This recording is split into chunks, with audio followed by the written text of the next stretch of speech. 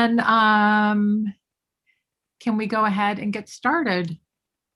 And I think we'll probably have a few more folks joining us. And I know that one of our task force members, Kit, has already said that he will probably not be able to join us this evening. And Janine, how long will you be able to stay on for? I'll probably be on for about 20 minutes or so. Okay, great. Marvelous. All right. Okay, then welcome everyone to our February meeting of our Social and Racial Justice Task Force of Community Board 4. This is a public meeting, and so it is being recorded this evening. We have several members, obviously, of our task force who are joining us, and then we also have members of the public. We will have an opportunity for members of our task force first to ask questions of our speakers, and then we'll also try and open it up for members of the public to ask questions as well, depending upon time. There is the raise hand function at the bottom of the screen there that you'll be able to flag if you want to raise, if you have a question. And there's also the chat function is on as well. Are there any, Varen, you think I've covered it there with our intro? All right. Good. So, and by the way, Varen and I are the co-hosts or co-chairs, I guess, of our task force. And for those of you who had a chance to take a quick look at the agenda for our meeting this evening, we have some really great speakers. We're actually starting our meeting this evening. There we go. We're starting our meeting this evening with two speakers in order to celebrate Black History Month. And we really wanted to make sure that we were not only celebrating Black History Month, but that we are sort of focused on where have some of our leaders and locations from our community board, where are they important in the movement? And so our very first speaker is Walter Naegle, and he is going to be discussing Bayard Rustin, who was a leading civil rights leader, and Walter is his life partner until Bayard passed. And well, we're going to hear lots about Bayard this evening, which is great. I also understand that, Walter, that I guess we are not the only ones who realize just how phenomenal Bayard's life was, because I understand just a few days ago that the Obama Foundation announced that they are going to be making a Netflix movie about his life. So huge congrats on that, for heaven's sakes. But Bayard, Walter, if you could share with us some about your extraordinary partner, that would be great. I'll turn it over to you. Great. Thank you for inviting me to join you for this presentation. I think Katie knows that I have another meeting coming up very shortly. Yeah. So this will kind of be Bayard Rustin 101 in 10 minutes or less. So those of you who, and the general public who've ever heard of Bayard, it's usually in connection to the 1963 March on Washington for Jobs and Freedom, which was, of course, the platform for Dr. King's most famous speech. But in 1963, Bayard was already 51 years old, and he had a long, say 30 years previous to that and about 25 years after the march as an activist. So this was not new to him, organizing demonstrations. But his earlier activism had also been peace and justice, peace work, anti-militarization work, economic justice, labor union organizing, and later on much more involved in immigrants' affairs and promotion of democracy around the world. And it was his association with the labor movement that enabled him to move into Penn South in September of 1962. And he lived in building 7B, the 9th floor apartment, until he died in 1987. And that is the apartment where I still live. And for it was put on the National Historic Register a few years ago. And there is a plaque in front of near the entrance walkway to building 7B, which is at 340 West 28th Street. So if you haven't had a chance to take a look, come by, and it's a plaque. but there's a lot of information. We worked really hard to get a lot of information on that plaque. So you can learn quite a bit about Bayard just by looking at that. Bayard was marginalized very often in the movement, especially in the early years, because he was very radical politically, but also because he was a gay man and he was unashamed and open about it. But the leaders of the movement at the time kind of felt that that was information that would not endear him to the general public, shall we say. So he was often marginalized and put off to the sidelines. Bayard was such a brilliant organizer and such an intelligent strategist that they always found that they need to bring him back in to do a particular job. So he was always able to work his way back into the movement one way or another. And what happened, the March on Washington, and if you kind of look behind me over here, there's a Life magazine cover from early September 1963. And there's a picture of A. Philip Randolph, Bayard's mentor, who also lived in Penn South for the last years of his life, and Bayard, of course, as the organizer of the march. And what happened is, you know, when you end up on the cover of Life magazine, you're no longer sort of this anonymous, marginalized figure. And so after that time, Bayard became more nationally known. He headed an organization called the A. Philip Randolph Institute, which was founded in 1965 till the time that he died. And that was an organization to kind of bridge the gap between the African-American community and the labor movement. He also was very involved with the International Rescue Committee on refugee issues, especially during a period where we had what they called the Indo-Chinese boat people. And he was working with the IRC to have them resettled in this country, get them out of refugee camps. So what else should I say about Bayard, really? He was also very locally involved in New York politics. He was one of the organizers of the largest school boycott, and I think probably still in the nation's history. It was the 1964 school boycott in New York City. And I think it was something like 90% or a little more than 90% of the students stayed out of school. They were boycotting to promote the idea of school integration. And it was a very, very successful boycott. 2013, I was honored to go to the White House and accept a Presidential Medal of Freedom from President Barack Obama. And it was significant in a couple of ways. All of the leaders of the March on Washington, Dr. King, Mr. Randolph, James Farmer, John Lewis, Whitney Young, they had all been awarded a Presidential Medal of Freedom during their lifetimes, except for Dr. King. His was posthumous in 1977, I believe.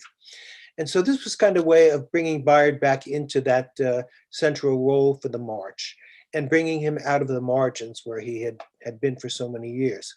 And it was also important because it was the first time that two LGBT partners were accepting the award in memory of their partners. Me, of course, and Sally Wright's partner, a lady named Tam O'Shaughnessy. She was right there next to me on the platform. So that was a significant step also. So I don't know, does anybody have any questions they want to ask before I take off?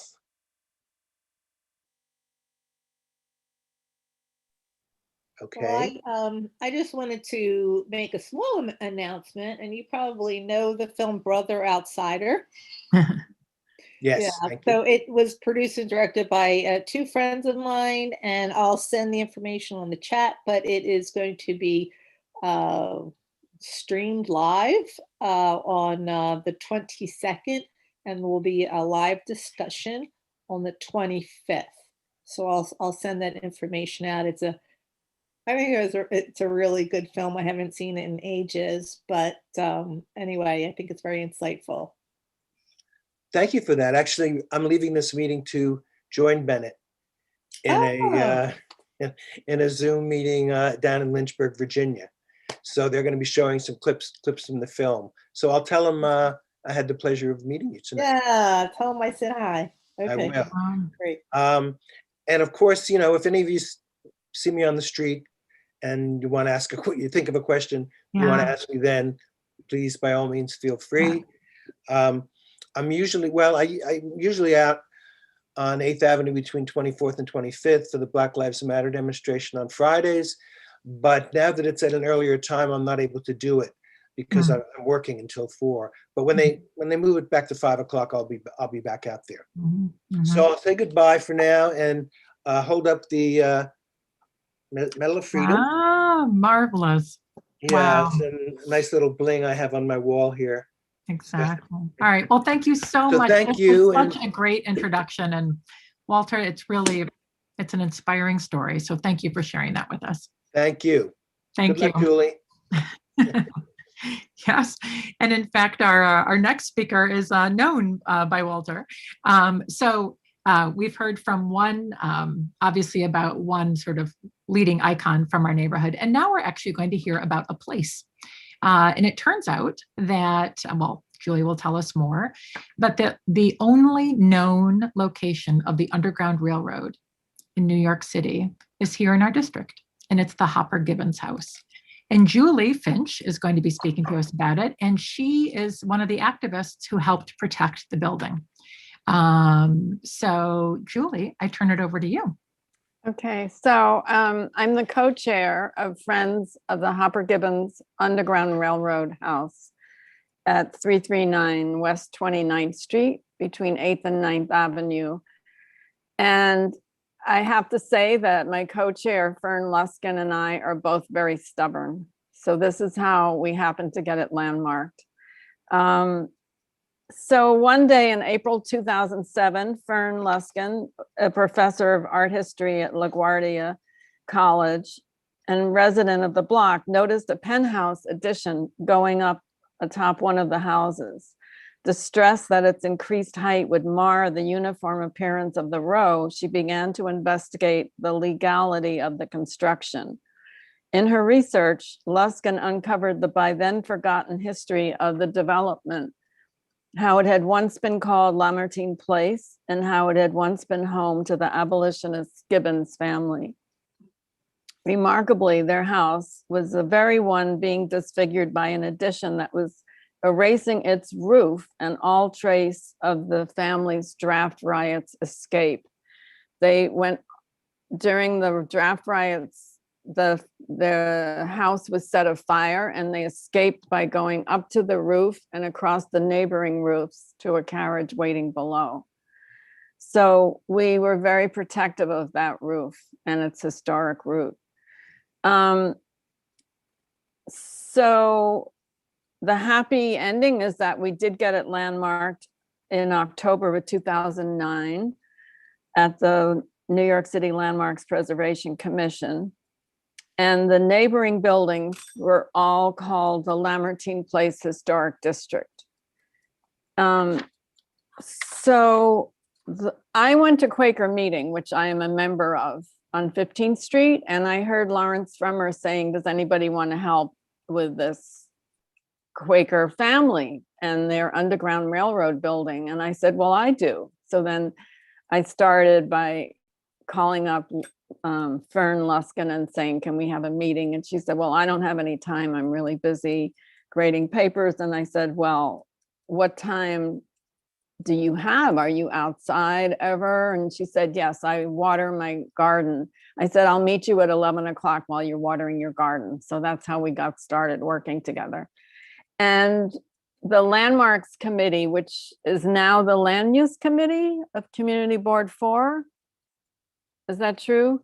Was a huge help. And I can't remember his name right now, but he, the chair, he lived on 23rd Street. He was a huge help, and he even donated some money to us. Lee Compton. No, earlier than that. I'll think of it later. Okay. So we did tons of research, and Fern found that there was a book that mentioned that there was an Underground Railroad a fleeing enslaved person who was having dinner with the Gibbons family He was a young lawyer named Choate, and he visited and he wrote this up in his book, and that was proof. The Landmarks Commission was, hold on a second. I'm sorry, I can't talk. And the Landmarks Commission was very strict about their necessity for proof. The draft rioters, I insisted that I see the text on the plaque that the Landmarks people were putting up, and they had no mention of the fact that about 11 to 30 Black men were lynched during the draft riots.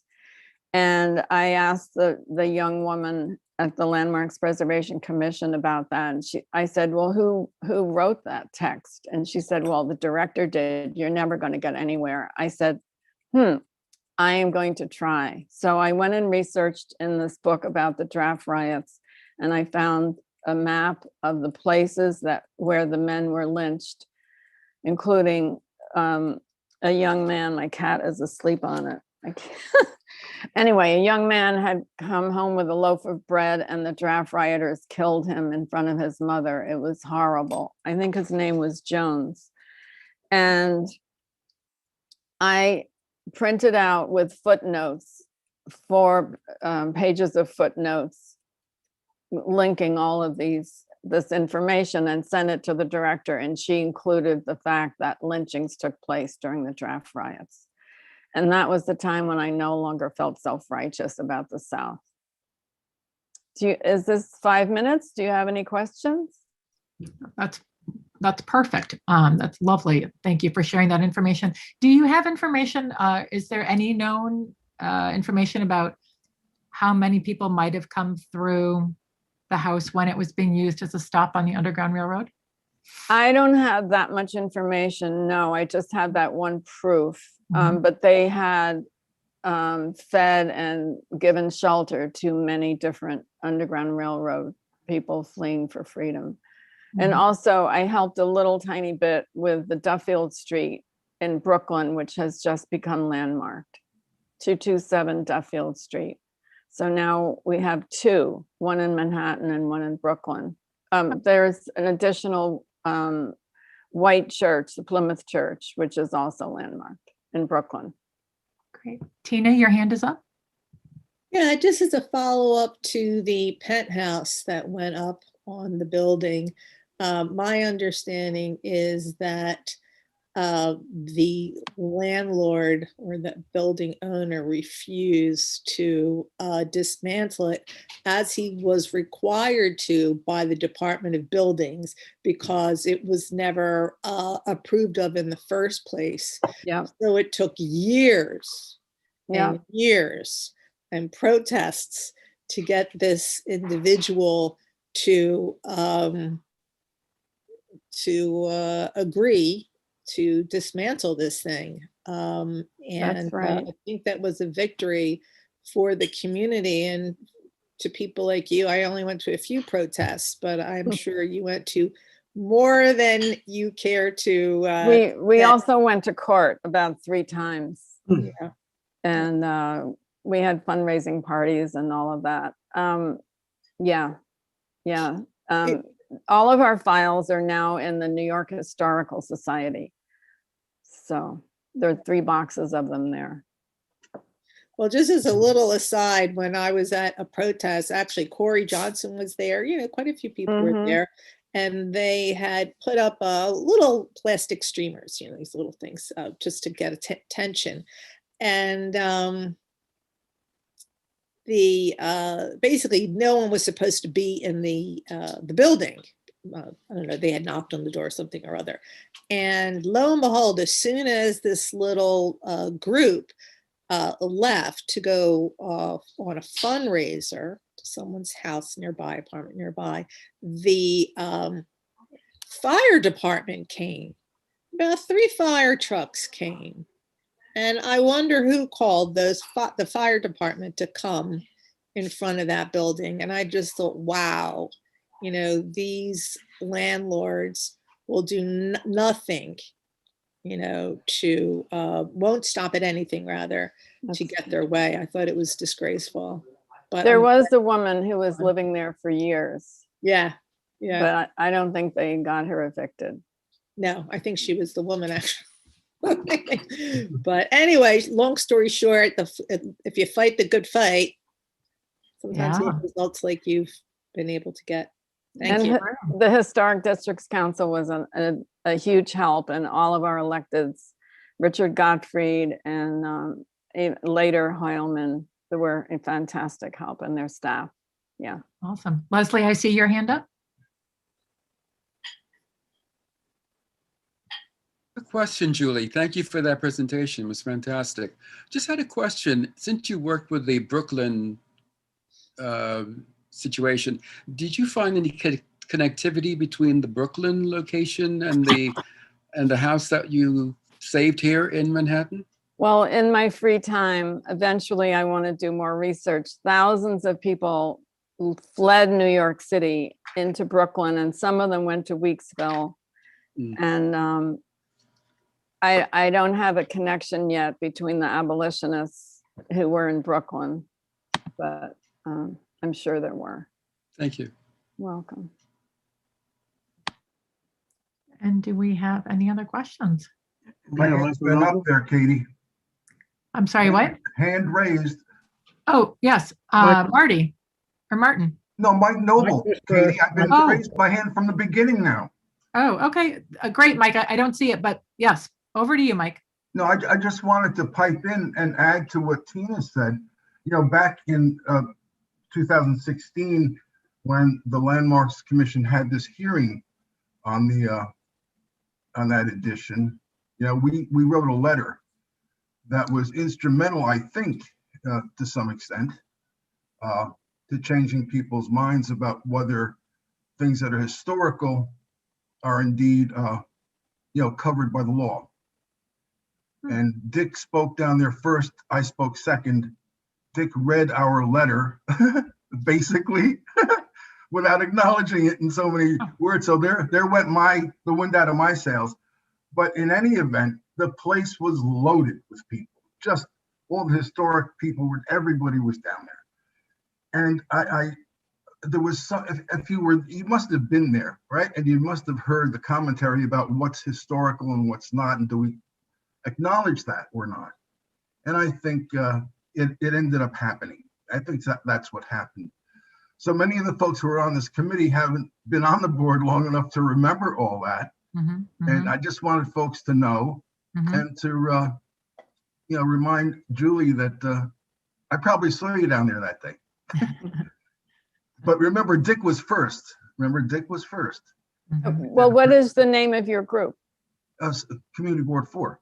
Oh, right, of course. Yeah, Yeah. I did say that you all had helped us a lot. Yeah. But he read our letter, by the way. I'm just, telling tales on him. Great, Okay. thanks for sharing. And Nice- Martin? Nice seeing you, Julie. Nice seeing you too. Penn South Social Services has had its second of 4 talks by historian Susan Strasser last week about lynching in the South, and the horrific nature and the history of lynching as part of their anti-racist committee. There are 2 anti-racist committees on the Penn South campus. This is one of them.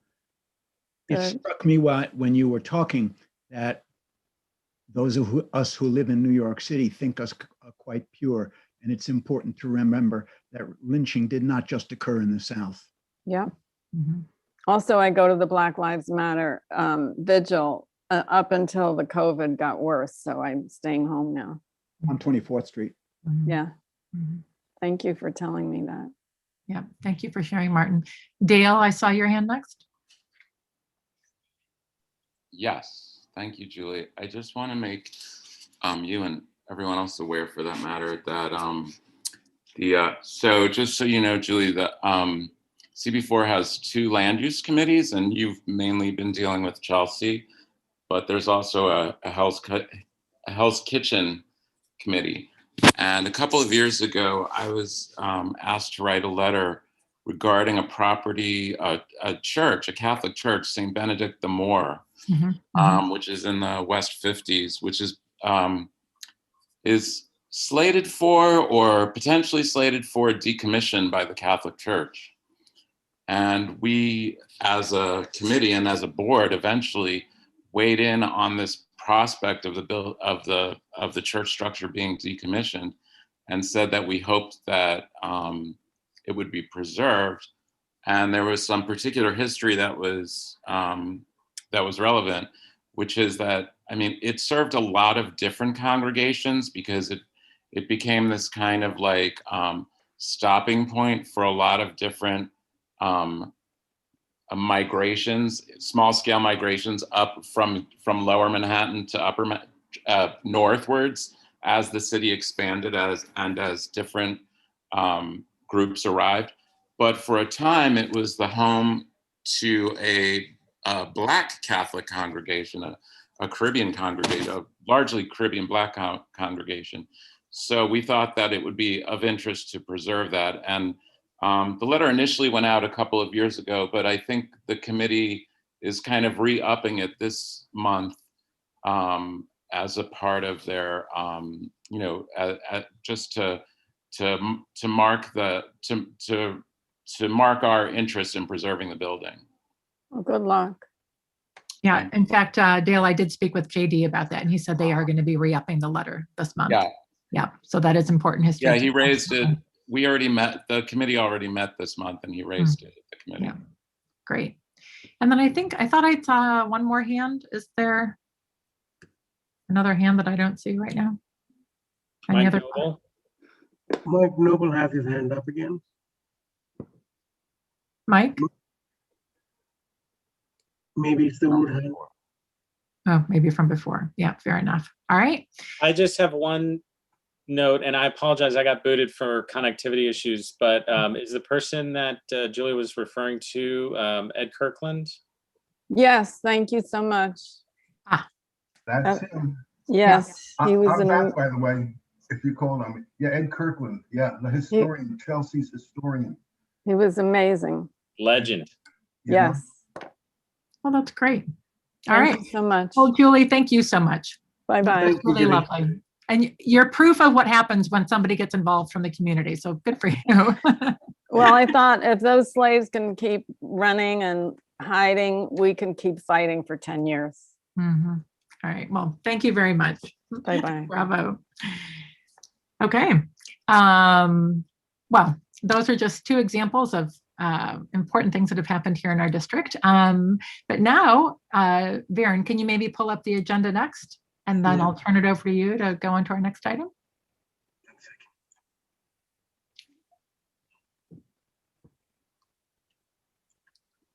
Okay, the next item on the agenda is presentation by Bob Barrows, Director of the NYPD Legal Division, to speak to the use of surveillance technology and the status of takeaways of the NYPD reform process. Some of you might remember the NYPD actually set up this virtual town hall meetings across New York City, and they had public comment sessions. And that's when actually I heard Bob Barrows, and with Jess's help, we have managed to invite him. So I'm going to hand it over to Bob Barrows. Thank you, Bob.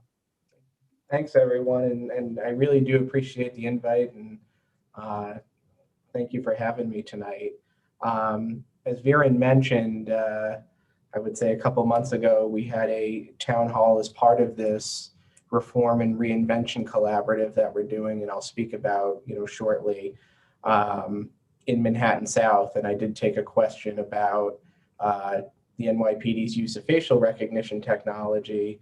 And those forms are great, but I think I got something like maybe 2 or 3 minutes to talk about something that's very, very complicated. So I really do appreciate the invite. I think discussing these things are really important, and I really do enjoy doing a lot of the public outreach. So I have just a couple of statements I'll make, and then I'm really happy to take questions and talk further. So.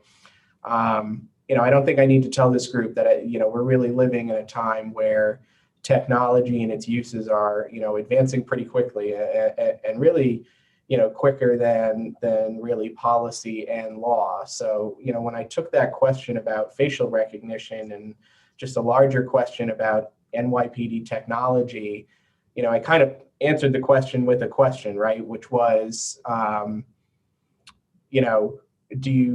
do you, as individuals, do you use more technology than you did 10 years ago, right?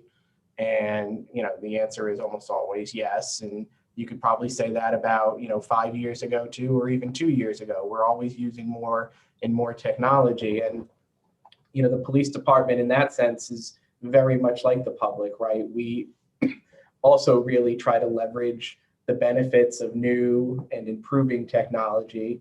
So whether it's facial recognition or use of DNA or body worn cameras or license plate readers or you name it, the goals really in acquiring and using new technology is to be really responsive to the people, everyone that we serve, and also particularly crime victims as well.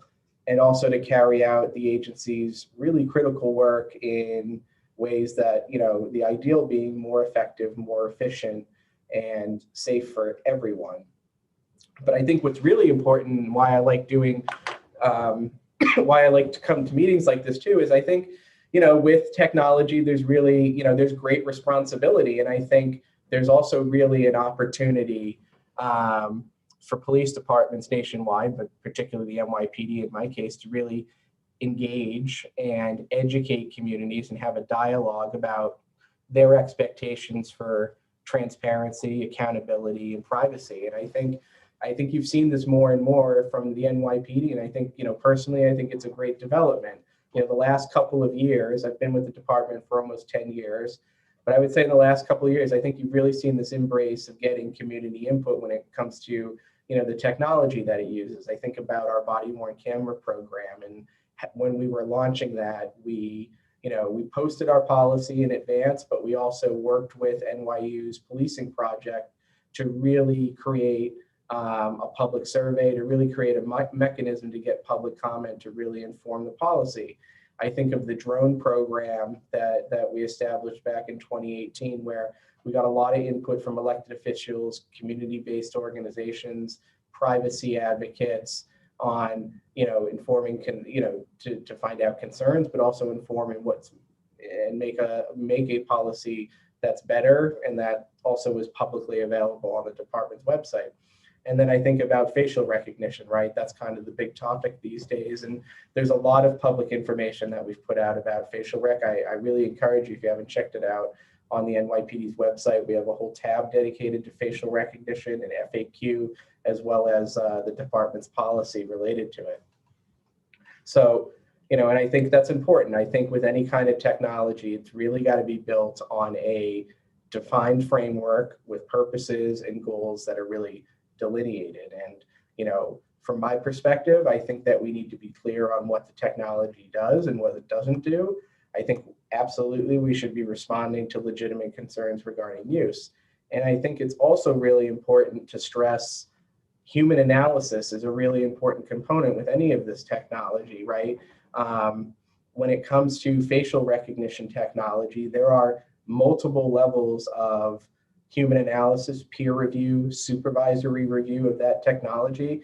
And I think that's important because when you see a lot of the news stories about concerns regarding facial recognition, and particularly I think the main concern is, somebody being misidentified for a crime, right? Usually the narrative is that some police department, had a photo of an individual, they put it into their facial recognition software, the facial recognition software spit out a result, and then the police department, based on those results, just went out and either made an arrest or took some sort of enforcement. And I think that's really me personally, I don't mind admitting, like, I think that's troubling when I see those stories. I think that is concerning. I think to rely 100% on what a machine tells you, in the business of policing is really is really concerning. So that's why I think NYPD, with the level of human analysis that we do, where we have investigators reviewing the results of what the software provides, having another level of review that's done before, the the conclusions are reached is a really important piece here. I also want to really talk about something that's going on right now with the department, and that is its compliance work with the local Police Oversight and Surveillance Technology Act, which is called the POST Act, right? If you don't know about it, the law requires the NYPD to publish impact and use policies for what are deemed surveillance technologies under the law that are used by the department. So back on January 11th, the department posted a number of draft policies on its website for public review. I think there's somewhere in the neighborhood of about 35 to 36 policies of technologies that were identified. And we're actually currently in the process of a public review. We're in the process of a public comment period. So if you go on the department's website, you can not only look at these draft policies, but you can submit comments through a department email address. And we've already received a significant amount, but that public comment period lasts until February 25th. So if you're interested in these issues or you're interested in this topic, I really recommend you checking out the department's website and taking a look. You know, we really hope that you do engage. So to kind of shift as well to the other topic I think I was asked to talk about was just the department's compliance efforts with Governor Cuomo's Executive Order 203, which, for those that don't know, the governor signed an executive order last year that essentially directs local governments to create a plan to reform and reinvent their police force. And that plan needs to be certified and adopted by the city council by April 1st. So not too far away from where we are. The initiative is mostly led by the mayor's office and city hall, but we've been a big, obviously, you know, very engaged in it. And we are 100% committed to meeting that deadline of April 1st. And I think the process where we are now is essentially a draft report is going to be coming out. I think even the mayor's office mentioned today at a city council hearing that draft report, which I believe will be distributed for public comment, will be coming out in the coming days for people to review and to take a look. And I think in a lot of ways, it's the culmination of a lot of public outreach that has been done to get in compliance with this order. So to date, our Reform and Reinvention Collaborative, which is the work that the mayor's office and the police department are doing, I think has hosted over somewhere in the neighborhood of about 75 public listening sessions, town halls, roundtable discussions, and with a range of stakeholders, just like the public town halls that maybe some of you saw that, you know, I was participating in, but, you know, also with, you know, important stakeholders, right? Clergy and religious groups, police reform advocates, community-based organizations, tenant and housing associations, LGBTIA organizations, prosecutors, oversight bodies like CCRB and Department of Investigation, and also just with our own employees too, to get their feedback and takeaways as we come up with this reform plan and put this out in the next couple of days. Many of these events have been open to the public, and what I've been really interested in seeing, you know, in these is how much we've really engaged with youth in these cases, and those with lived experiences with the police as well. And I think the process has been really beneficial. It's a public outreach effort that, you know, basically in the 10 years that I've been here, I've really never seen before. And I think there's a lot of positive. And like I said, this draft policy is going to be coming out in a couple of days. And, you know, I'm looking forward to also what the public response will be to it as well. Excellent. Thank you. I have a bunch of questions, but I'm going to actually open it up first to all other members. If you have any questions, raise your hand.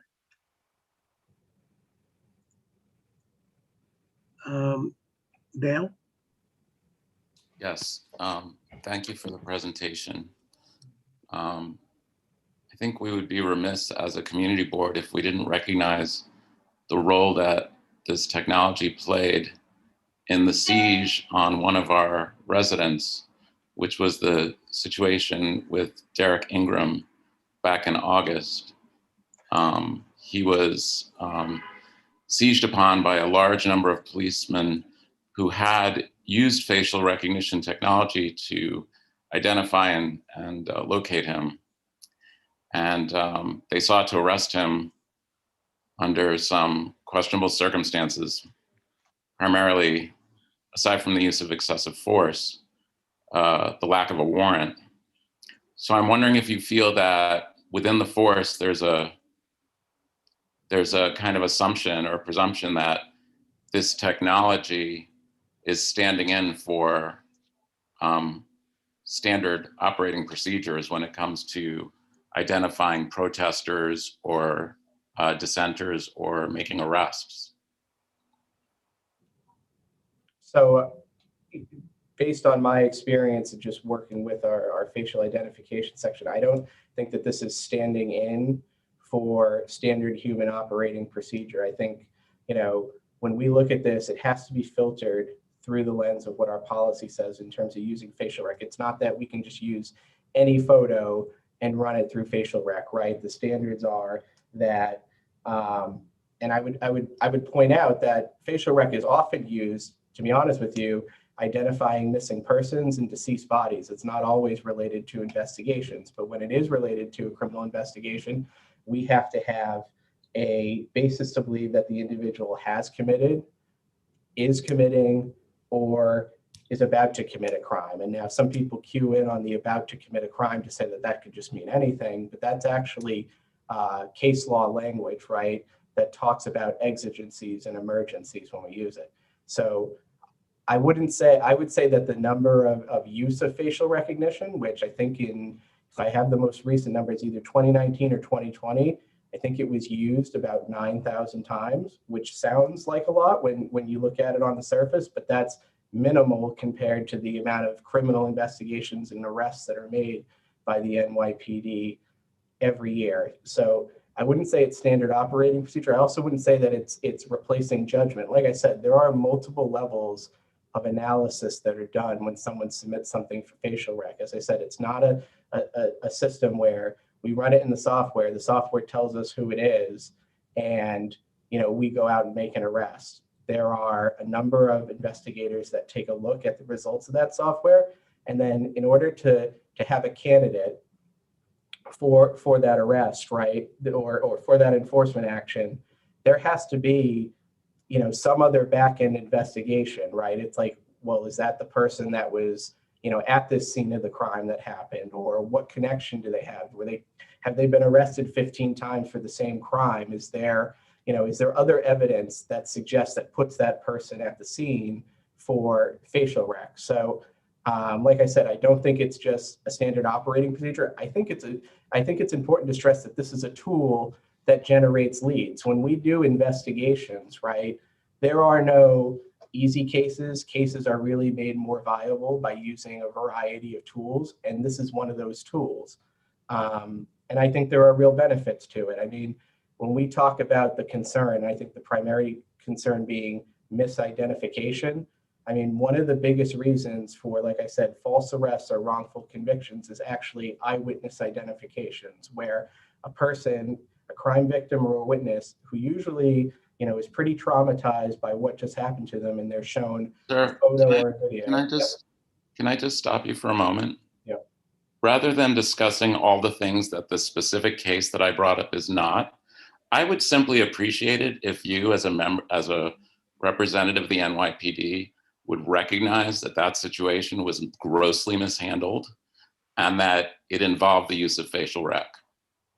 Well, I can't comment on Mr. Ingram's case because I don't know where the status is of the prosecution. So I can't comment as a member of the NYPD at this point. But when that case is resolved, I'm happy to come back and talk about it. Yeah, those are the kinds of answers we always seem to get from the NYPD. Thank you. Right. But I would stress again, I want to make a point too about protesters, right? Protests and investigations related to protests are regulated by the Handshoe consent decrees, which is a number of court orders that were issued in the 70s. It cannot, facial rec is not used to just simply conduct surveillance on protests. It has to be filtered through the department's policy of whether a crime has been committed, is committed, or about to be committed. Thank you, Robert. I just have a related question to that. Where does the data come from? Facial recognition data. Does it come directly from body cameras, or do you have access to other sources? It can come through, I mean, multiple ways, right? So it could be through, a photo that's provided by a victim or a witness, right? They took it on their phone. It could be from a surveillance camera. Either it could be an NYPD surveillance camera, or like, for example, like a deli owner has a surveillance camera and it's a still image, right? The cameras themselves are not equipped with facial rec, right? Body-worn cameras are not equipped with facial rec. It's to be able to produce a photo from that source so that it can be used as a probe image and compared in the facial recognition software. And I think it's important too that the universe of photos that it's compared to against is a pretty closed universe. It's simply arrest photos that are possessed by the NYPD. It's not the DMV photos, which other jurisdictions use. It's not just a search against social media or what's out there in the internet. It's actually pretty closed universe, and that's something that's much different from other jurisdictions. I mean, the FBI itself is actually pretty surprised that we only confine it to arrest photos. Okay, thank you. Leslie is next. Thank you. I have a couple questions. Facial recognition certainly is a form of artificial intelligence. You mentioned that there were about 6,000 people who were arrested. Could you tell us the demographics of those 6,000 people? Which 6,000 people? You mentioned that 6,000 people were arrested under the facial recognition program earlier in your conversation. Leslie, I think the number was 9,000. And okay. it was that's how it was, facial recognition was used in 9,000 instances, not that 9,000 people were arrested. Well, I wouldn't even say that. So in those 9,000, how many of those were people of color? So I just want to clarify. That means that a photo was submitted in 9,000 cases. That doesn't mean that it generated a lead in 9,000 cases. I mean, it's actually smaller than that. So to say that facial was actually used in an investigation, right, that actually led to a lead is smaller. But I mean, I don't have the breakdown of what those submissions were in terms of demographics.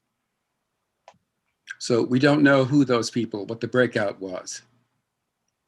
I don't have demographic information, no. The other question I have is regarding the gang database that you have.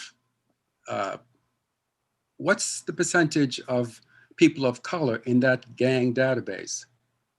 I think we've testified in front of the city council, I think twice on the gang database. I don't have the exact number, but I think in terms of persons of color, it's essentially, I think it's over 90% based on what the testimony has been submitted.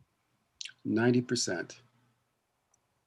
And is any of the information garnered from fingerprinting sent to ICE?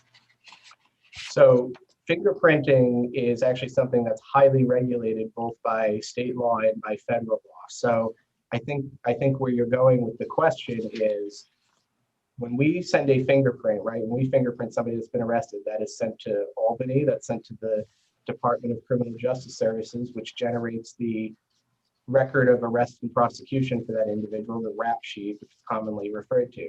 Those fingerprints are shared with the FBI as well under an agreement with each state that they participate in programs that identify people in other jurisdictions that may have committed crimes, may have had open warrants. Since 2010, under the Secure Communities program, those fingerprints that are sent to the feds are also shared with ICE. That's actually a program that was started under, I believe, the Obama administration, and New York State participates in this program. And I think in terms of the history of Secure Communities, I think New York resisted joining it, but then was told by the feds it's essentially a mandatory program, and any kind of federal funding would simply be denied. So I think the question is, if ICE has access to people that are arrested, fingerprints of people that are arrested in NYPD custody, yes. If they are fingerprinted, that fingerprint is sent to Albany, it's sent to the FBI, and the FBI shares it with ICE. And one last thing, what involvement does the PBA have with any of these new proposals that you have submitted? In other words, what involvement does Mr. Lynch and the others have with these proposals? So I'm not entirely sure what kind of union outreach we've done. We've absolutely done outreach with our employees to just get, responses about how they feel about the job and where it's going. That's one thing I would have to confirm, whether we actually did active outreach with the individual unions themselves, but we certainly have done with our employees. If I could, too, Leslie, if you could indulge me, I do want to say something just about the fingerprint piece of this. The one thing I want to mention too is that when fingerprints are sent to the feds, right, and they are shared with ICE, how do we know that ICE has possession of those fingerprints? In some cases, we receive what's called a detainer request. People may have heard about detainers being sent to local police. Those requests essentially say that this person is in violation of some sort of immigration law, right? And we would appreciate NYPD holding this person in further custody until we have time to come pick them up. The city actually has a law in terms of when the police department and when the corrections department, because they receive them as well, can honor detainers, right?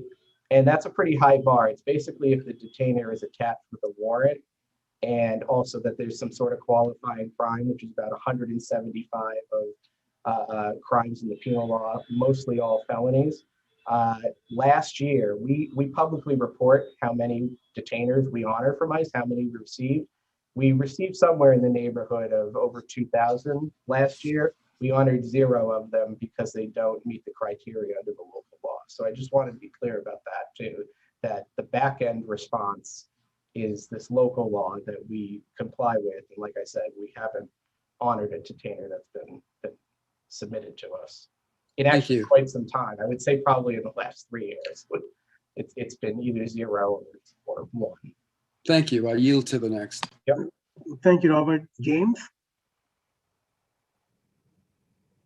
Hello, Mr. Barrows. Thank you for joining us. I know we have tough questions for you, and I appreciate when the NYPD is willing to send someone to discuss difficult issues. So thank you for coming. First, I just for the record wanted to go over some of the numbers that are on the nyc.gov website. So, Viren, if you'll indulge me for a moment before I ask my question. According to the nyc.gov website, it says in 2019, facial identification section received 9,850 requests for comparison and identified 2,510 possible matches. And then it goes on to say, including possible matches in 68 murders, 66 rapes, 277 felony assaults, 386 robberies, 525 grand larcenies. And then it goes on to say the NYPD knows of no case in New York City in which a person was falsely arrested on the basis of a facial recognition match. Now, that's just what's on the nyc.gov website. Mm-hmm. So my first question is, as it regards this data, it doesn't indicate how many convictions have resulted from the use of facial identification technology. Do you have that information, and will it be released in a public record consistently and with regularity? That's my first question. I have a follow-up. Well, it's challenging in the sense that the NYPD doesn't track conviction data, right? That's something that comes from the Office of Court Administration, where we track our arrests, right? So arrests where we've had probable cause to make it. That would require us at least having access to OCA's data, and I don't know like how OCA tracks it. Like they would have to be tracking data in a way that based on the discovery that was submitted in this case, right? Like there's a facial recognition comparison. So okay. I think that would be pretty challenging. I understand that it would be challenging, but bear in mind that when you led with the discussion of the governor's edict to, change NYPD's policies. So while it might require coordination from multiple agencies, and that's challenging, that is an essential step in determining the efficacy of this technology. I hope you would agree with that. So even though it's difficult, it's not beyond your ability to coordinate with another agency. Yeah, I'm not saying that at all, and I'm not saying that's a no. My only point is I don't have it now, right? We don't have that available right now. It is something that would be worked on. I think, look, I think we need to also understand though, and just, and I think a lot of these are positive developments in terms of, you know, we don't have a criminal justice system that over penalizes as well. I don't know if convictions are really the number, is really the number that shows efficacy, because there's a lot of situations in New York City where, you know, cases don't go to conviction. A lot of cases result in, can result in ACDs, right? They can result in pleading down to violations. Mr. Barrows, if I may, I agree with you. You're kind of proving my point. The disposition of these cases where there's an arrest based in part on facial recognition technology is an important measure of efficacy. Whether you use convictions or whatever, the disposition is important in terms of measuring efficacy. So I'd like to move on to my next question. I do appreciate the answer. You were in sort of going back to what Dale was talking about regarding Mr. Ingram.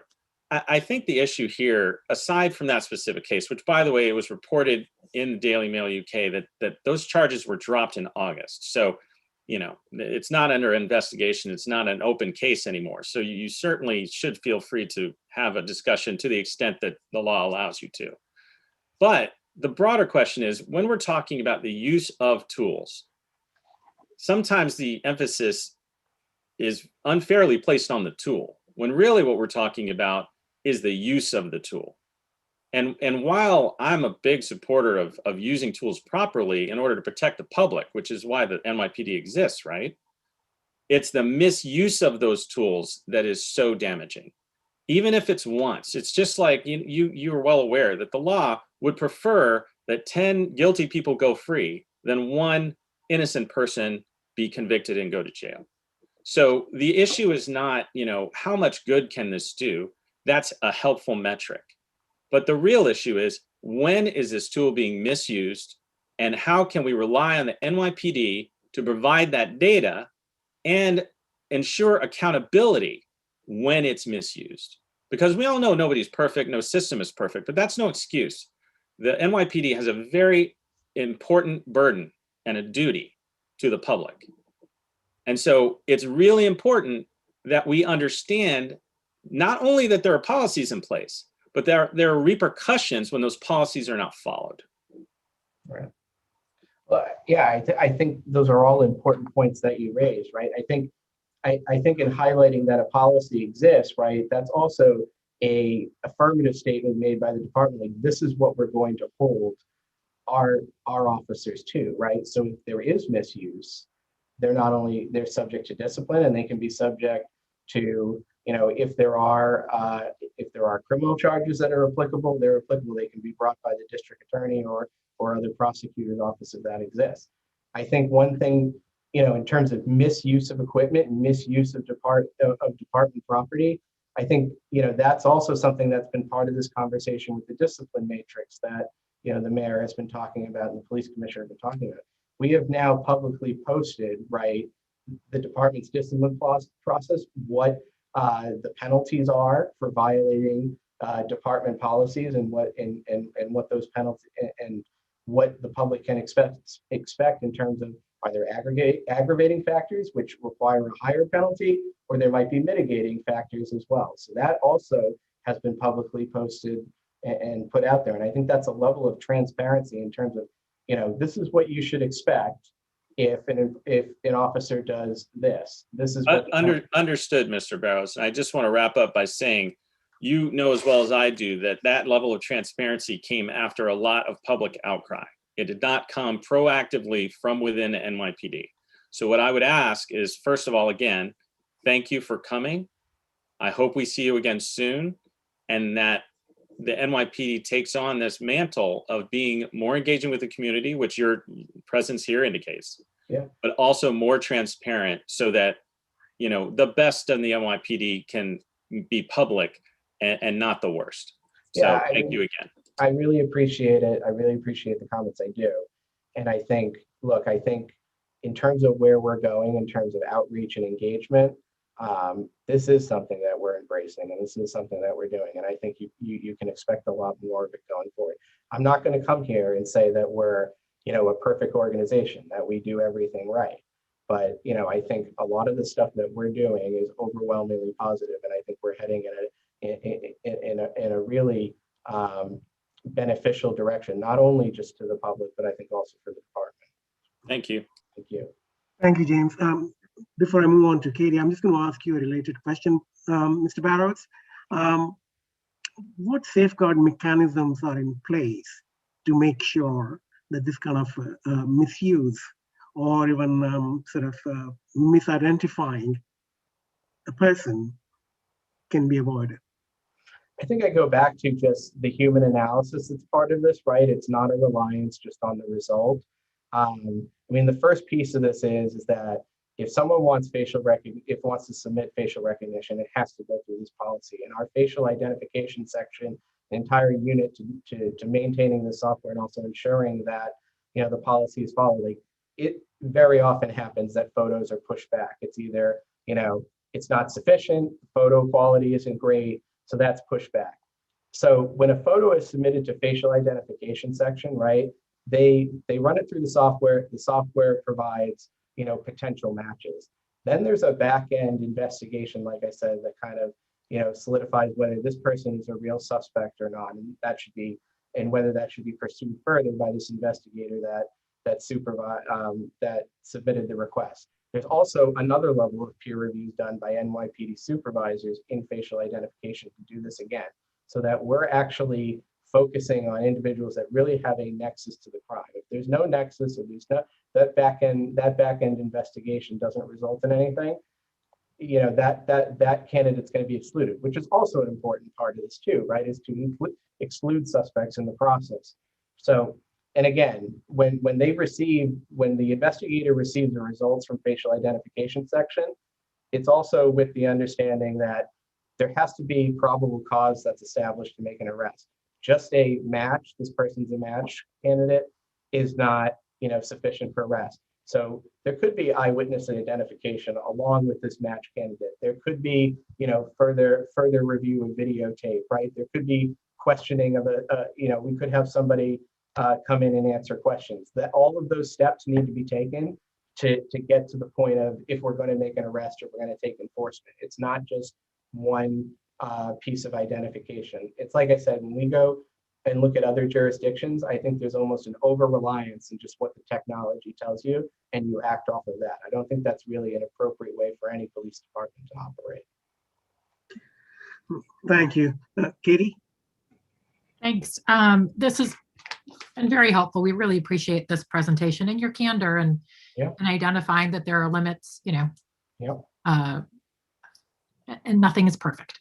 But I actually have two specific questions. First, you mentioned the misidentification risk, and Viren was just asking about it. I mean, we all know the research that shows that there is a heightened risk of misidentification for people of color or young people, children, with these facial identification systems. And I'm just wondering what has been, it sounds like, I'm assuming maybe your answer is going to be that it's just these extra levels of humans who have to be involved. But I was going to ask, is there anything that's specifically been done by the NYPD to address this real limitation of the facial identification software in connection with people of color and young kids? Yeah, it's certainly something that we're absolutely cognizant and aware of. And I think, that's why, this closed universe of how we do it, right? When you look at other jurisdictions, they're using facial rec in many more instances than the NYPD would, whether it's, what photos it's compared against, right? We're only comparing it against arrest photos, not everything else. I think we try to limit the universe of its use so that it is focused and precise to the point that it can be. I would also point to, I go back to the levels of human analysis, because the federal government has not that it's the end all be all in terms of studies, but they've also studied this, and they've noticed that hybrid machines, human systems, right, can often systems that are often routinely reviewed by human investigators can more often than not, correct deficiencies in technology. So, that's an important piece too. So, I think what we try to do is strike a right balance with what we're doing. Could we use it in more circumstances under the law? I mean, we're allowed to, but is that really the right approach, right? I think it's important to have really strong safeguards, a closed universe, and I think so far that's kind of, so far I think we're striking that balance. And like I said, going back to, we're not always perfect, but I think, I think we have really sat down and thought about this a lot more than the other police departments. And that's not a barometer of how we should measure our success. But when we're looking at an emerging technology like this, I think, it's striking the appropriate balance. Thank you. And then just one last quick thing. You mentioned that there are 35 or 36 impact and use policies on which the public can comment before the end of February. I think it's, so great that there is an effort to put these out there and have them formulated. I have to say, I actually am a lawyer, and it feels a little bit like being buried with paper. There's just so much. Yeah. They're really hard to get through. And so one of the things that we have talked about as a community board a little bit, and we're actually going to be talking about after this, is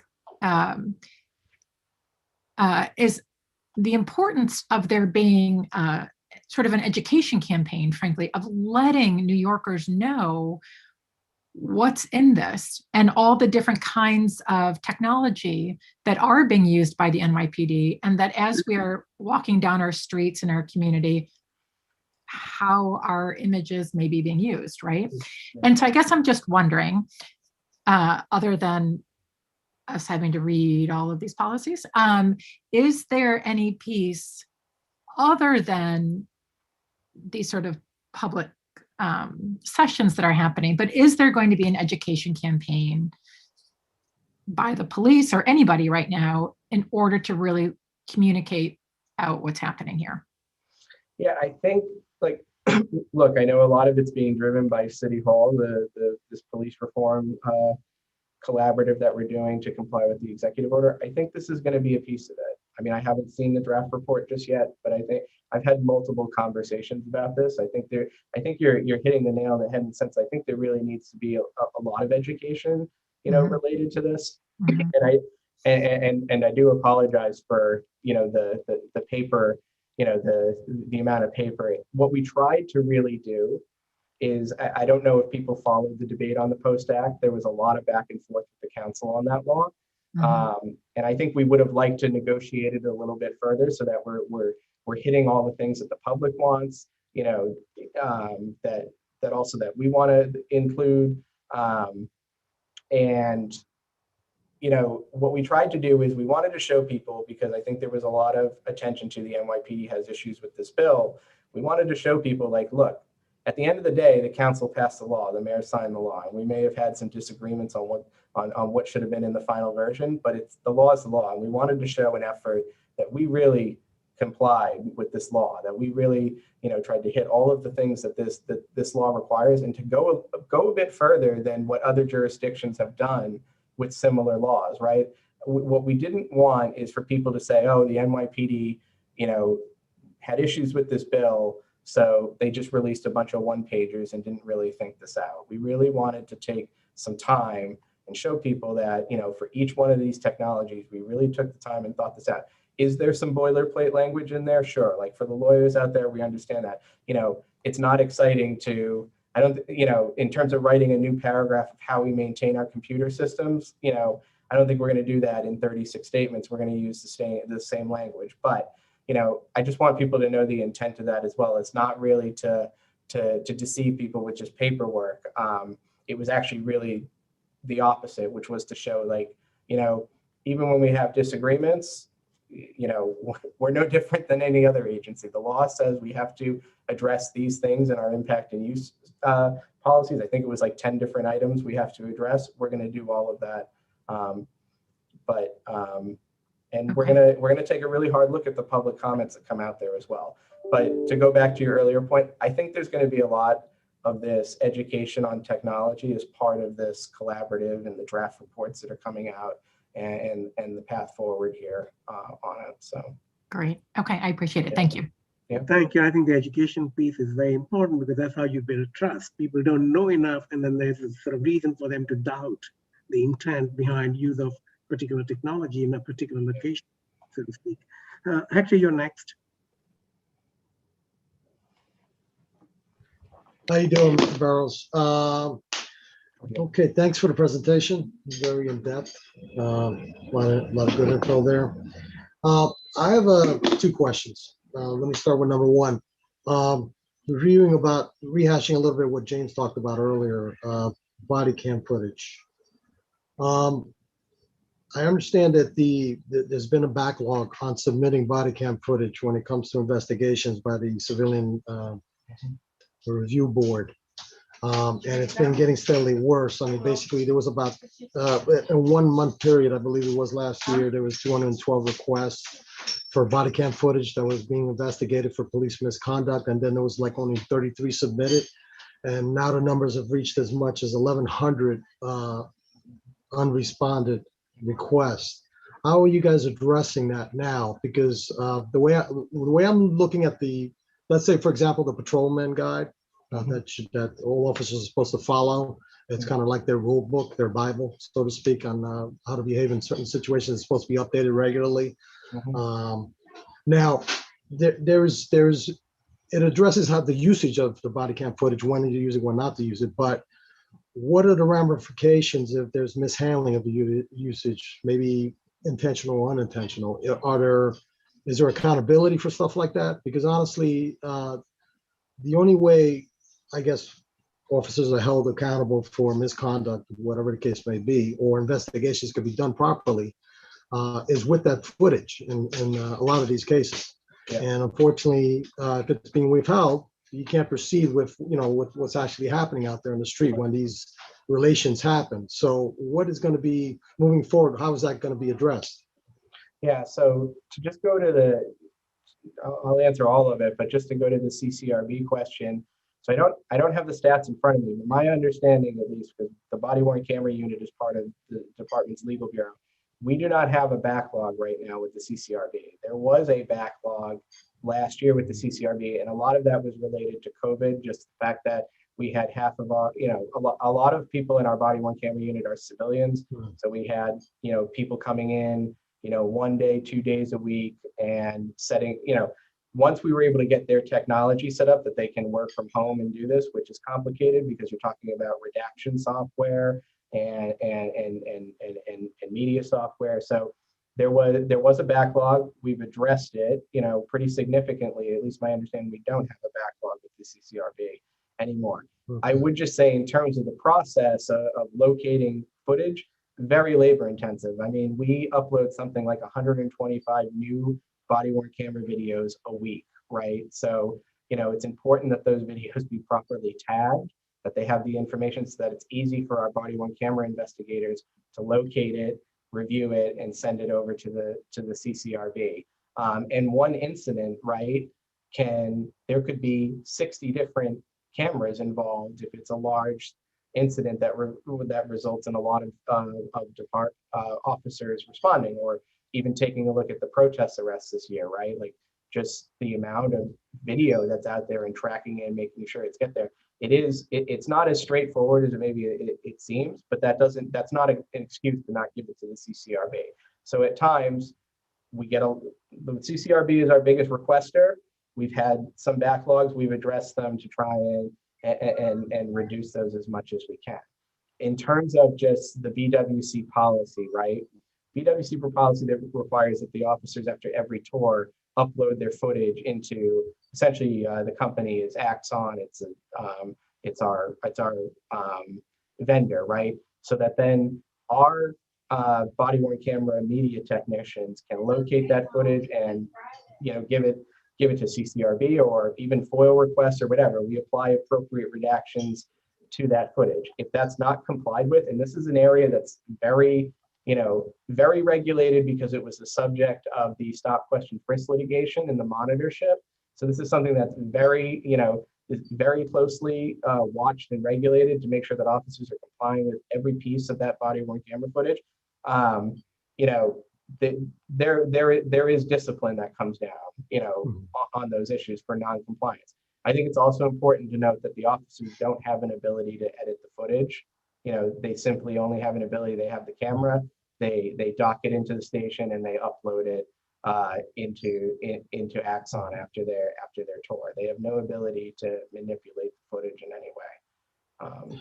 Yeah, gotcha. But just to reiterate, I mean, I know you're going by some of the numbers you have, but I was on a CCRB meeting about a month ago, and they were saying there's still a backlog. So, and I know this is a big issue because from my understanding is there's an 18-month period of statute of limitations to bring any charges against an officer. So the clock is ticking and time is of an essence to get this video footage out. So, it's a big problem. Yeah, I would say that I don't know, what they said a month ago, but I would say that in the last month, I know we've thrown a lot of resources at, addressing CCRB requests. Like I said, they are the largest requester of footage. So we prioritize and expedite those as quickly as we can. We're also competing with other prosecutors' offices. FOIL requests are a large piece of this too. But, in terms of, like you said, the 18-month statute of limitation that's running, it's incredibly important that we get that out there as soon as we can. So. Gotcha. Okay. I hope that's the case. Yeah. I understand. I know you guys have been rushing to get a lot of stuff done, especially recently with the change of the guard, so to speak, and a lot of precincts and everything. I had a meeting with Kevin O'Connor, Assistant Commissioner for Youth Strategies. This is my second question leading into that, right? Yeah. Good guy. He's in charge of the YCO program, which is Youth Coordinating Officers. Now, you had mentioned earlier that there's an outreach for programs for youth and stuff like that, and I'm trying to get things going with that. Would he be the stop to guy? Because honestly, he's a great guy and stuff, but I'm wondering if there's another piece I'm missing here, because I understand in the time of COVID, it's quite a challenge to get anything going with youth these days because of, usually you get some pickup games going or some kind of tutoring or something in person, which we can't really do right now because of COVID. So how are you guys addressing that? How who would be the point person to deal with stuff like that? I mean, Kevin's great, but Hector, if you want, after this meeting, if you want to send me your contact info, I'm trying to think, would it be more appropriate to have some of our community affairs people reach out as well? And I'm happy to put you in touch. I know. I've dealt with some of the community affair guys, and they're great guys, but honestly, they're kind of like they're expecting me to come up with all the ideas, and I'm like, they've got their hands full, but I think they're kind of at a loss at this point too, what to do, because honestly, we're kind of limited on our choices and we can't schedule things indoors. So, but I'll do that. I'll shoot you off my my email and stuff, and we'll try to connect. Okay, Appreciate it. Yeah. Thank you, Hector. Maria? Hey, Darren, thank you. Robert, so I really just have two easy, quick questions. But the first one that I wanted to ask about is actually, I saw a member of the public put this question in, Gail Ingram, and it's an interesting question. Are the masks impacting the use of facial recognition? That's a really great question and astute question. I would say to a certain degree, I think it's a hard time with any kind of identification, whether it's facial recognition or eyewitness identifications. I mean, the fact that people are wearing masks, it's harder to identify people.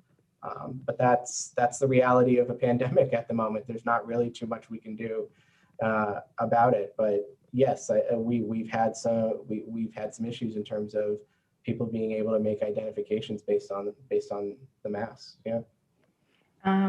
Okay, and my other question is there any, and maybe you mentioned this earlier and I apologize if you did, is there any public data somewhere or any studies done with any academic institutions around facial recognition technology?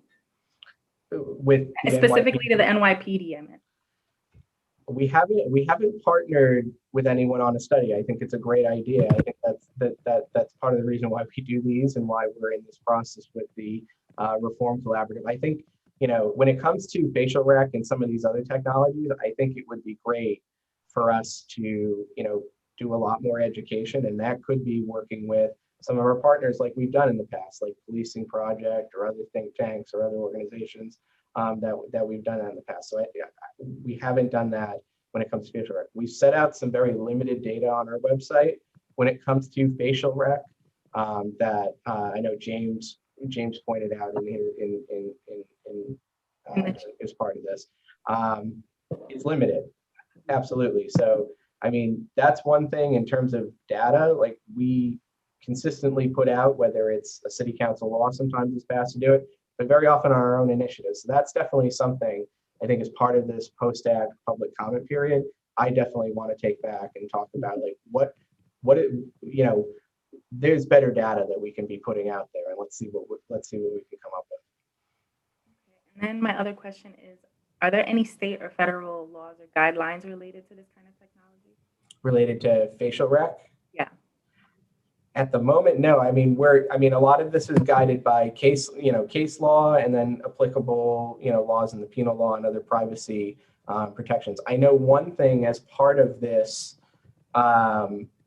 larger reform collaborative that I know City Hall is looking at doing, either as part of, people may not know this, is actually a citywide privacy protection committee. There's a citywide privacy officer in the city, and every agency has one as well. They are looking at doing some kind of biometric policy for all city agencies in terms of just specific guidelines and best practices. So that's something I know that's being thought of. In terms of state laws, like I said, it's mostly a reliance on case law when it comes to identification law, and, you know, what's on the books in the penal law and the criminal procedure law. Federal law, you know, look, I think there's been some really interesting congressional hearings that have been happening on facial rec in the last couple of years, but I don't believe that they've moved into regulating, but it is certainly something that I know Congress is looking at as well. Thank you. Thank you, Maria. Just a related sort of comment on Maria's question about the partnership with educational institutes. Harvard is doing an amazing sort of amount of research on surveillance capitalism. And there's actually a book out, which is a very interesting book to look at. It's called Surveillance in the Age of Surveillance Capitalism. Right. And one of the issues it raises is the sort of, you know, how equitable the technology is, and how equitable the use of the technology is, but also how this technology is used where. So sort of the geography of how surveillance is actually set up across cities. So there are multiple sort of issues. I mean, when it comes to spatial justice, as a community of, you know, this district, we really don't have enough information in terms of where is what technology being used. Are we being surveilled on our streets? Are we being surveilled in our public space? Are we being surveilled in a private facility? Things like that. But I think the larger point I want to make is that this kind of partnerships would actually help build bridges, because not only because of the kind of reach the universities would have in terms of understanding communities compared to NYPD. I think it can be a good sort of, you know, very productive partnership. Yeah, I think the point is really well taken. There's nothing there, at least on my end, that I disagree with. I think partnerships are important. I think these are things that we're thinking about as part of this compliance with the executive order. Thank you, Robert. Mike Noble. Hi, Mr. Barrows. Hey, I want to clarify something that you said earlier. I might have just missed it. Mm-hmm. Are you saying that if someone presents a surveillance photo, for example, for comparison into a database. That database consists only of arrest photos. Is that right? Right. So our facial recognition software is as currently created is, if someone submits a still image, and that could be from, like you said, a surveillance camera, and we're not able to identify who that person is, it would be submitted to our facial rec software, and it's run against, that's correct, our photos of arrest history. So people that have been arrested and were lawfully allowed to possess it, it would be run against that. So no official photos then, whether they be from the DMV or the police department's own database of police officers, for God's sakes. I mean, your own photos, they're not in there either, right? They're not in our arrest photo database now, and we don't run it against it now. Okay. Let me ask you this. There was a pilot program not that long ago, handful of years ago. And I saw it in action because there was a police officer at my building who was coming through the front door with a tablet in his hand. He's with a partner. And he was looking at something that looked like a wanted poster, okay? And I took interest in it because I had just read about it in the newspaper that there was this program out there where cops were going to be able to see somebody and say, oh, gee, maybe he's wanted or whatever, to ID this person like on the fly, all right? And it occurred to me that that data, what he's looking at is not always necessarily a wanted poster. It could be anybody, right? Could be anybody. Are you aware of that program, whether it continued, whether there's something that they use now, police in cruisers, right? Or just walking the beat.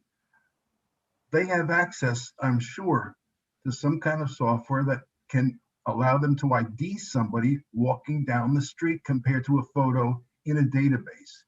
Am I correct in that? Well, I think what you may have seen, right, and I have a department phone, and it also would work on department tablets, is that our operations division, if somebody is sought in connection with a crime, like they are wanted for a crime, there's probable cause to arrest them, right, or they're wanted for questioning in a crime, and we have a photo of them, right, and they've been identified as part of that investigation, whether it's through an eyewitness identification or something, eyewitness identification, or the officer knows who they are, or there is a facial recognition hit, but there's also other evidence to believe that this person either committed the crime or is wanted in this crime. A photo would be disseminated to officers on the beat to be on the lookout for this person. This person's wanted for a crime. If you see them, they could either be subject to arrest, or they could, it's to notify the local detective squad in the area if this, this person's whereabouts. I mean, those are what are often called, BOLO notices. Those are be on the lookout for this person. That's been kind of part of standard policing for, a long time. It's just, I think, been accentuated with the ubiquity of smartphones and tablets that now you can see this. Yeah, I just wondered whether it had been enlarged or not.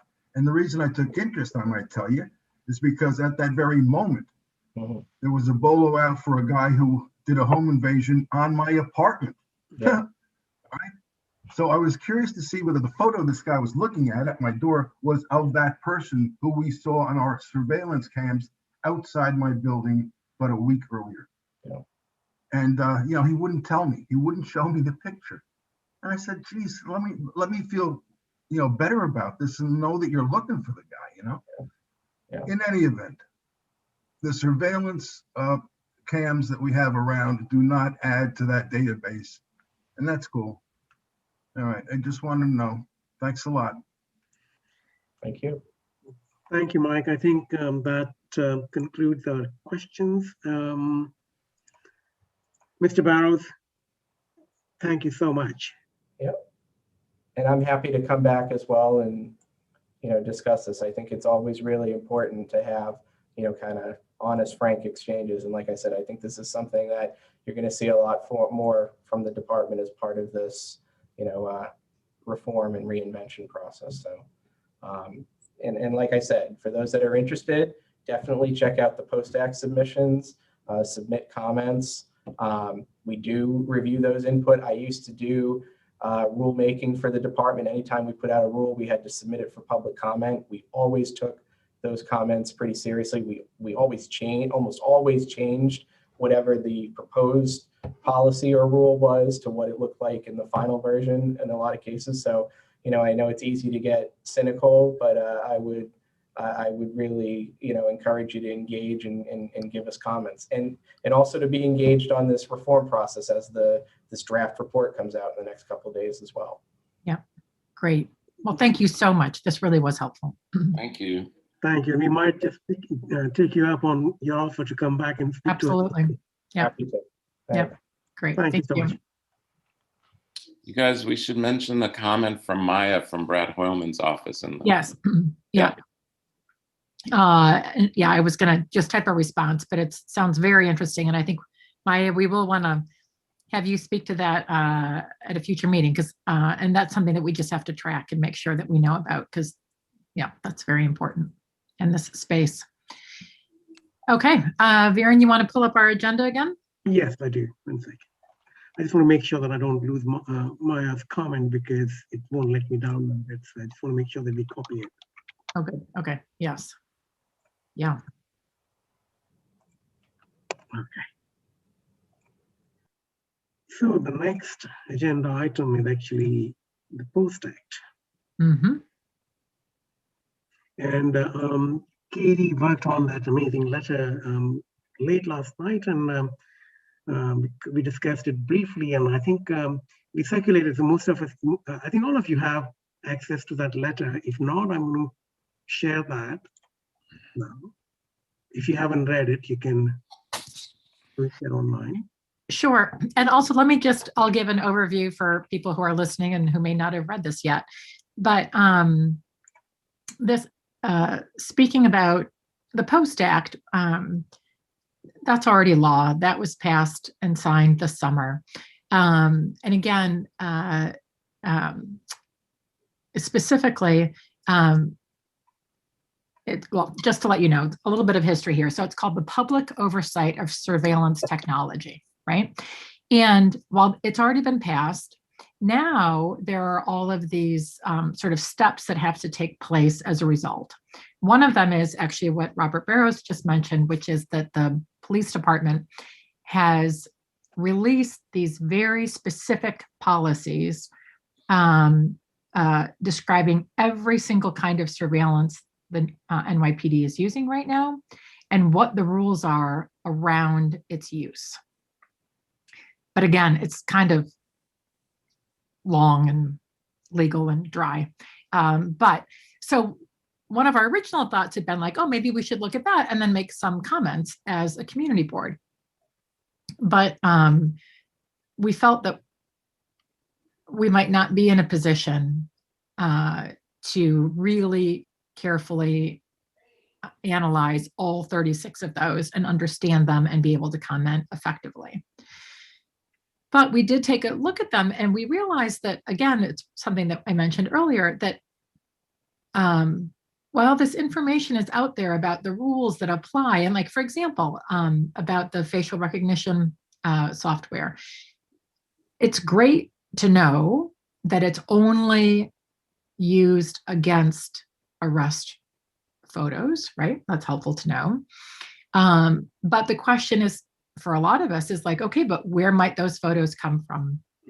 And I think one of the things that a lot of New Yorkers don't know is just how many times each day our photos are being taken and how that's being used and our license plates and everything else.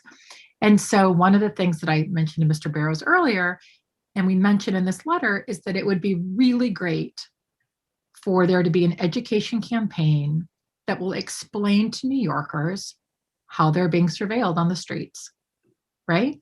We just want information easily available to all New Yorkers so they understand how it's being used. And the second part, the second request in this letter is that the city council create an oversight commission to review the use of surveillance technology and its impact on the privacy of New Yorkers. One of the issues that didn't, I think, come up very clearly in our discussion with Mr. Barrows this evening is that the way it's set up under the Post Act and related statutes, it's the Inspector General of the NYPD who's responsible for reviewing and making sure that everything is done correctly. But we think just having accountability within the NYPD isn't enough. And we think it's really important.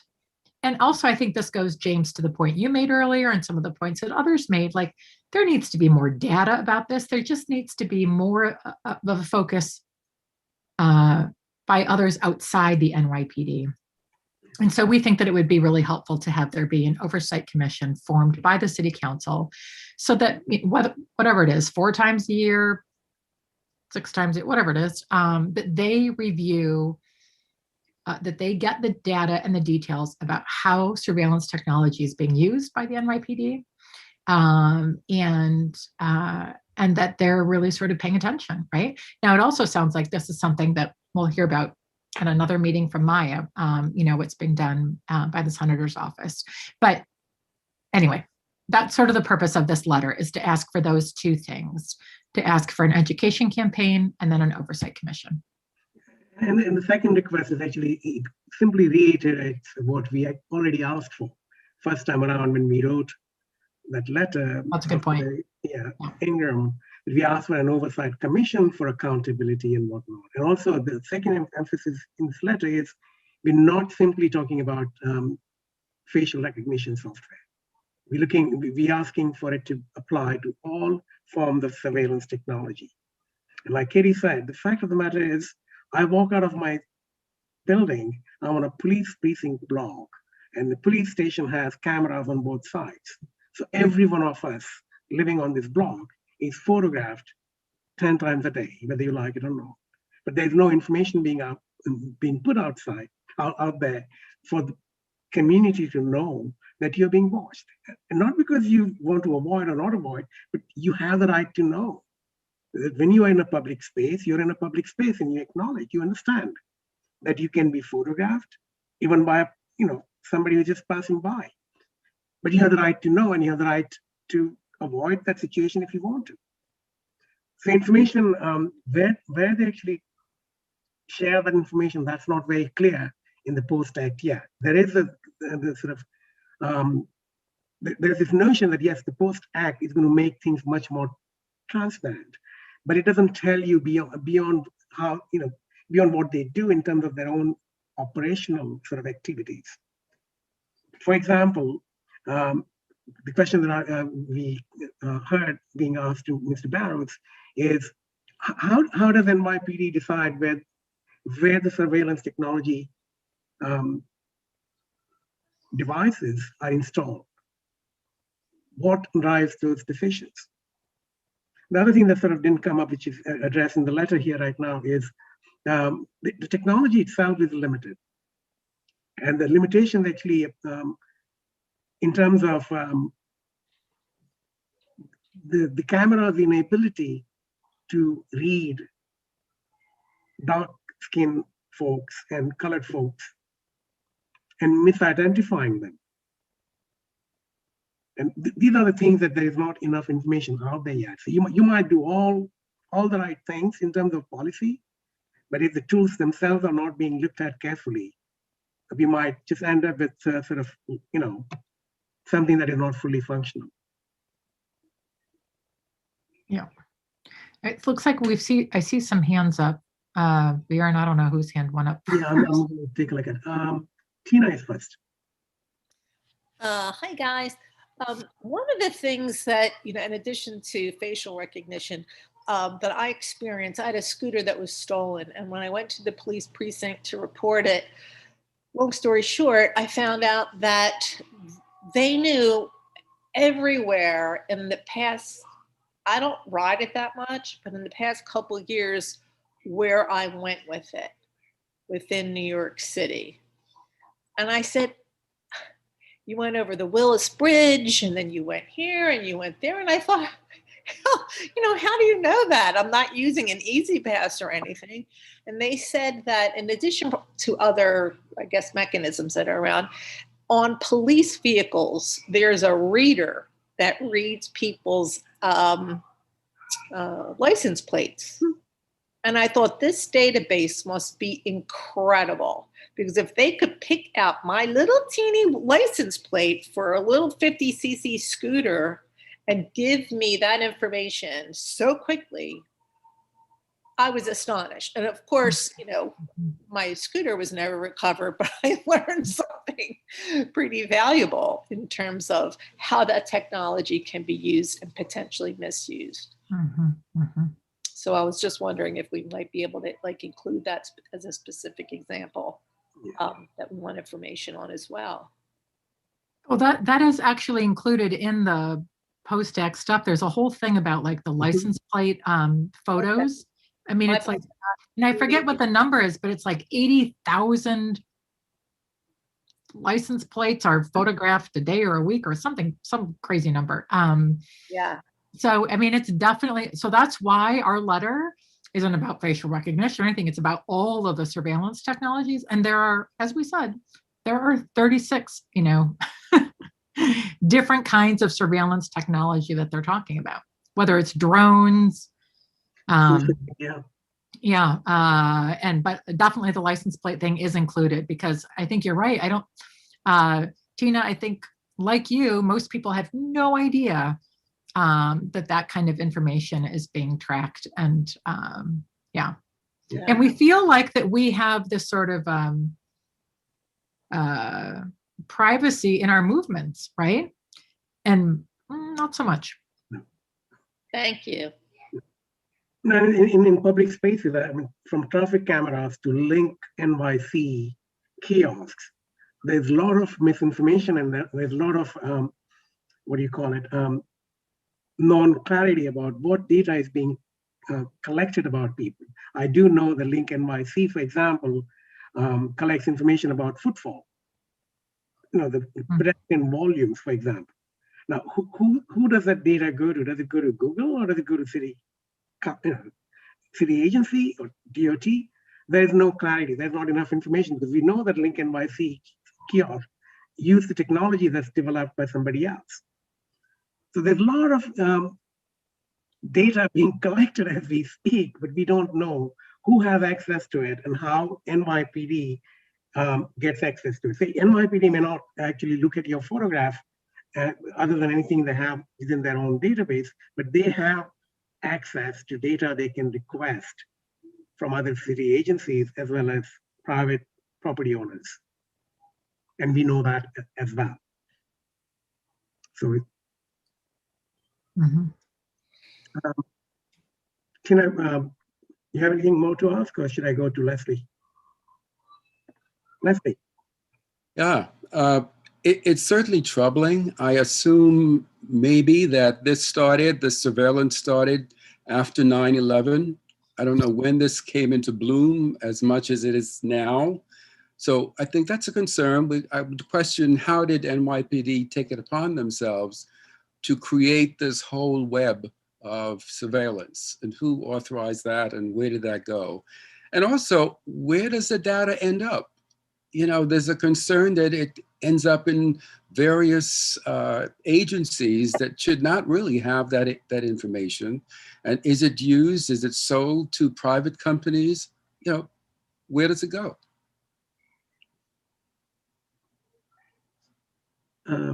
Bill?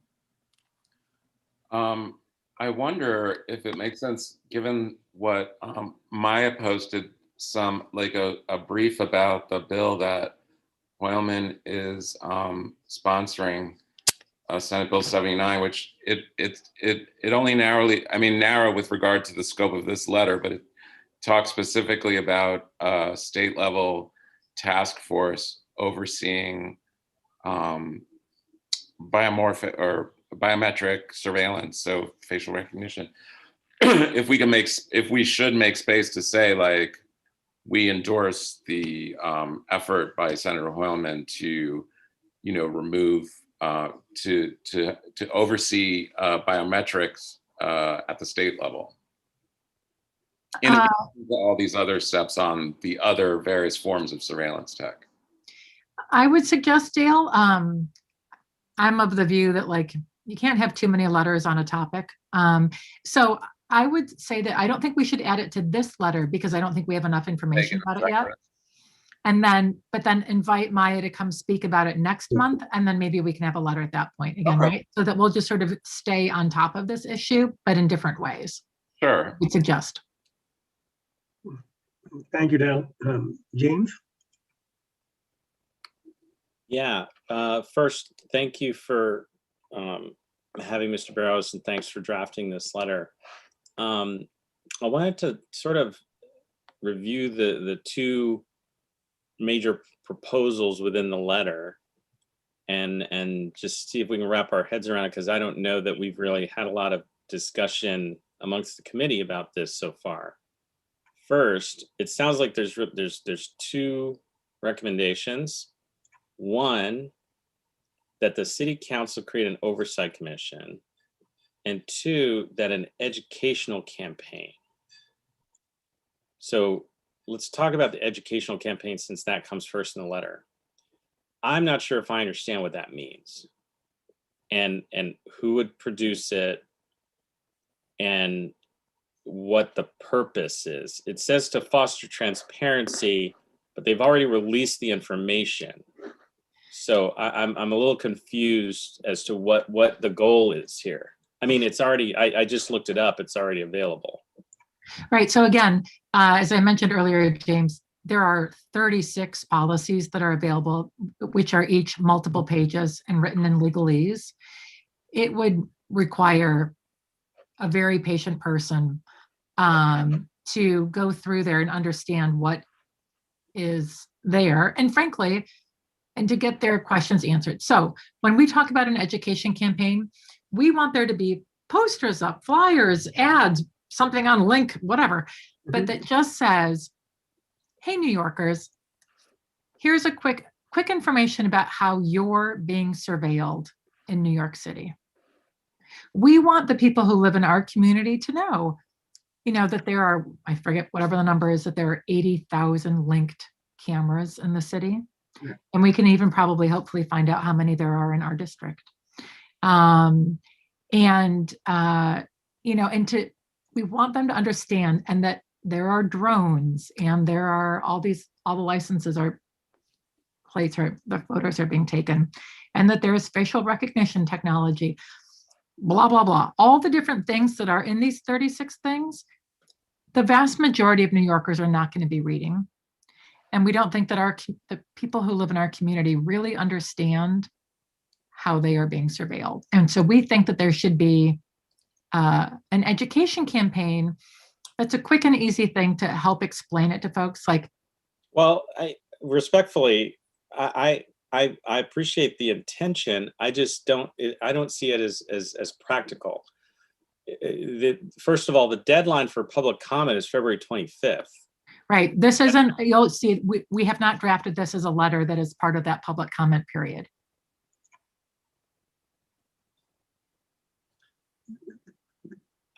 And again, maybe I'm not doing a good job of explaining what my confusion, but that's partly why I'm confused. So the public comment period would be to the NYPD. This letter is to our electeds. Yeah. We're saying, hey guys, you passed back in the summer, the Post Act, yay on you.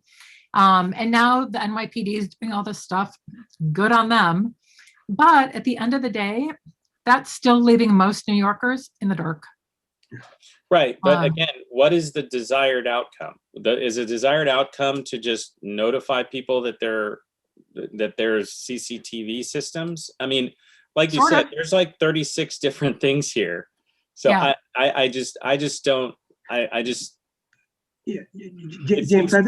It seems very vague and impractical. I don't understand where this goes.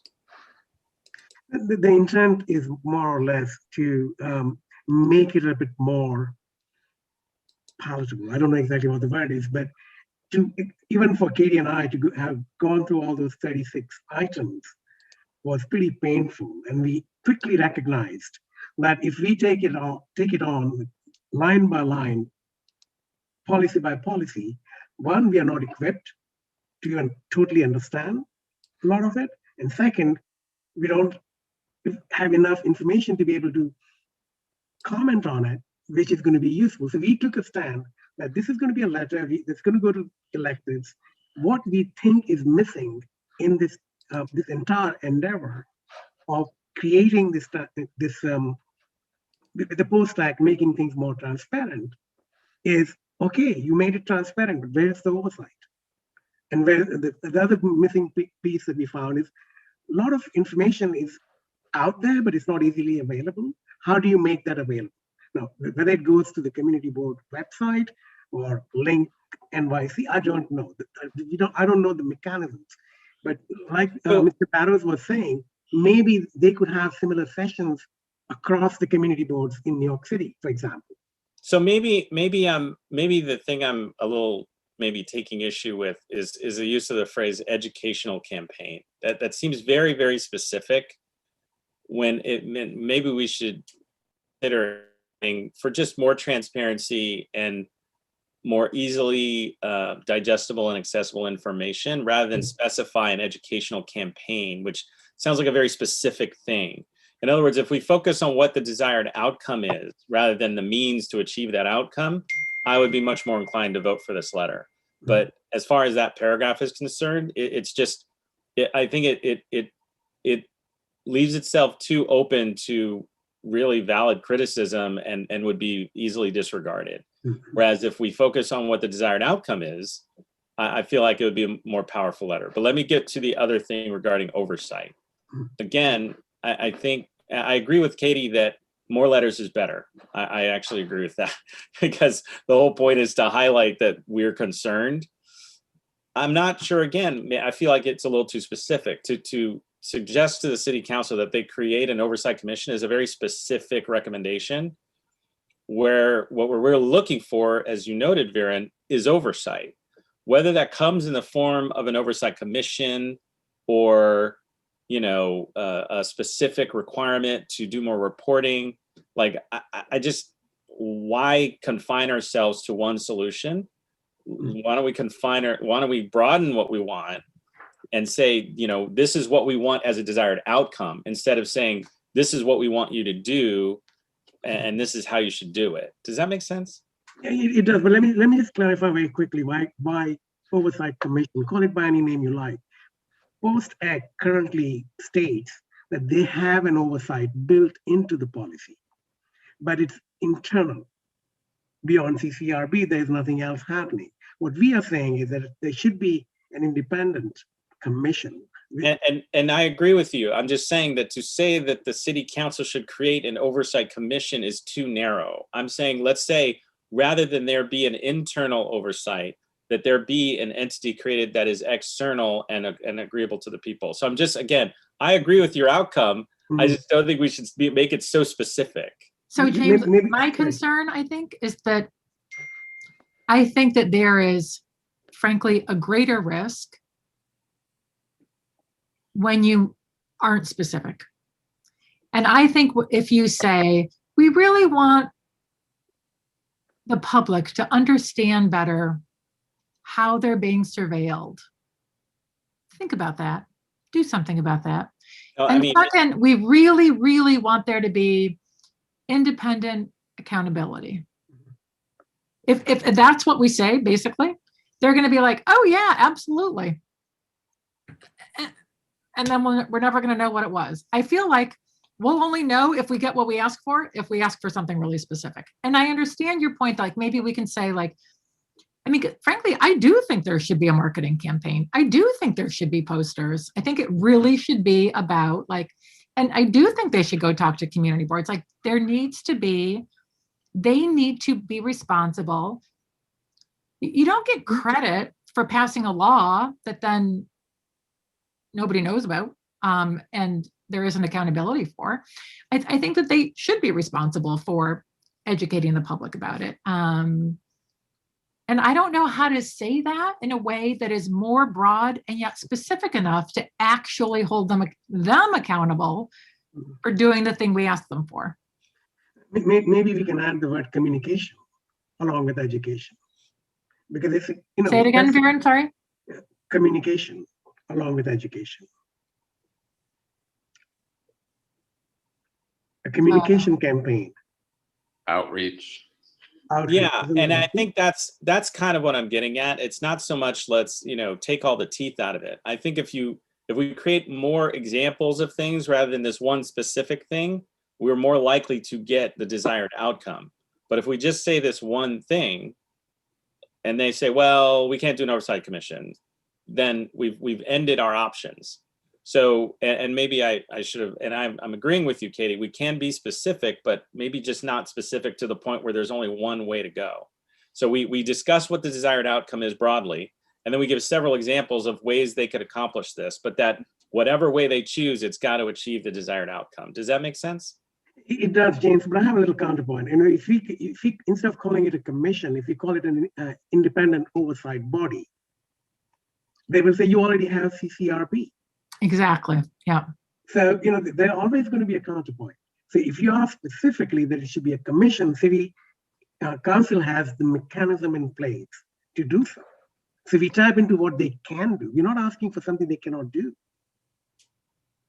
So asking for a commission, we did that once before, we do it again. Accountability and oversight commission, we asked for it before. Mm-hmm. Yeah. All right, but we will definitely play with this to see what we can do. And we're going to circulate this back out by email to everybody on the task force to get more comments and stuff. Very, very quickly. We need to give it to Jesse by Friday, I believe, because he has to take it to EXAC. EXAC is going to vote on it, and I think it's going to be ratified next month's full board meeting. And the public hearing and comment period is still open until February 25th. EXAC meets on February 25th, I believe. So the point I don't think Jesse needs it by this Friday because, yeah, we have a little bit of time still to play with it, I think. Yeah, about 9 days. The point is that everyone should go and look at the comment portal and put your comments in there. Leslie, you have your hand up? Yeah, I just want to agree with Kathy because the CCRB has tried for years to get things done and get information from the NYPD, and it's been a nightmare for them. So I agree with you that we need to be, in some cases, very directive about what we want. Yeah. Being general will get us nowhere. CCRB has been around for years. It was created by Mayor Dinkins, and it had no teeth until recently. So I agree 100%. Thanks. Mike, you have your hand up? Yeah. I looked at the letter and gave some grammatical suggestions. There's 2 commas here and a comma there, that sort of thing. Who are the electeds specifically? Because you're not going to say dear electeds. Who specifically do you have in mind at this point? Because that's who goes in the salutation by name. Right. I'm assuming it would be the speaker, but I would look for guidance from Jesse and Lowell. Yeah, we were thinking of speaker and the mayor. Yeah. All right, because the more the better on that too, not just copy them, but direct to them. Somebody should pick it up. Well,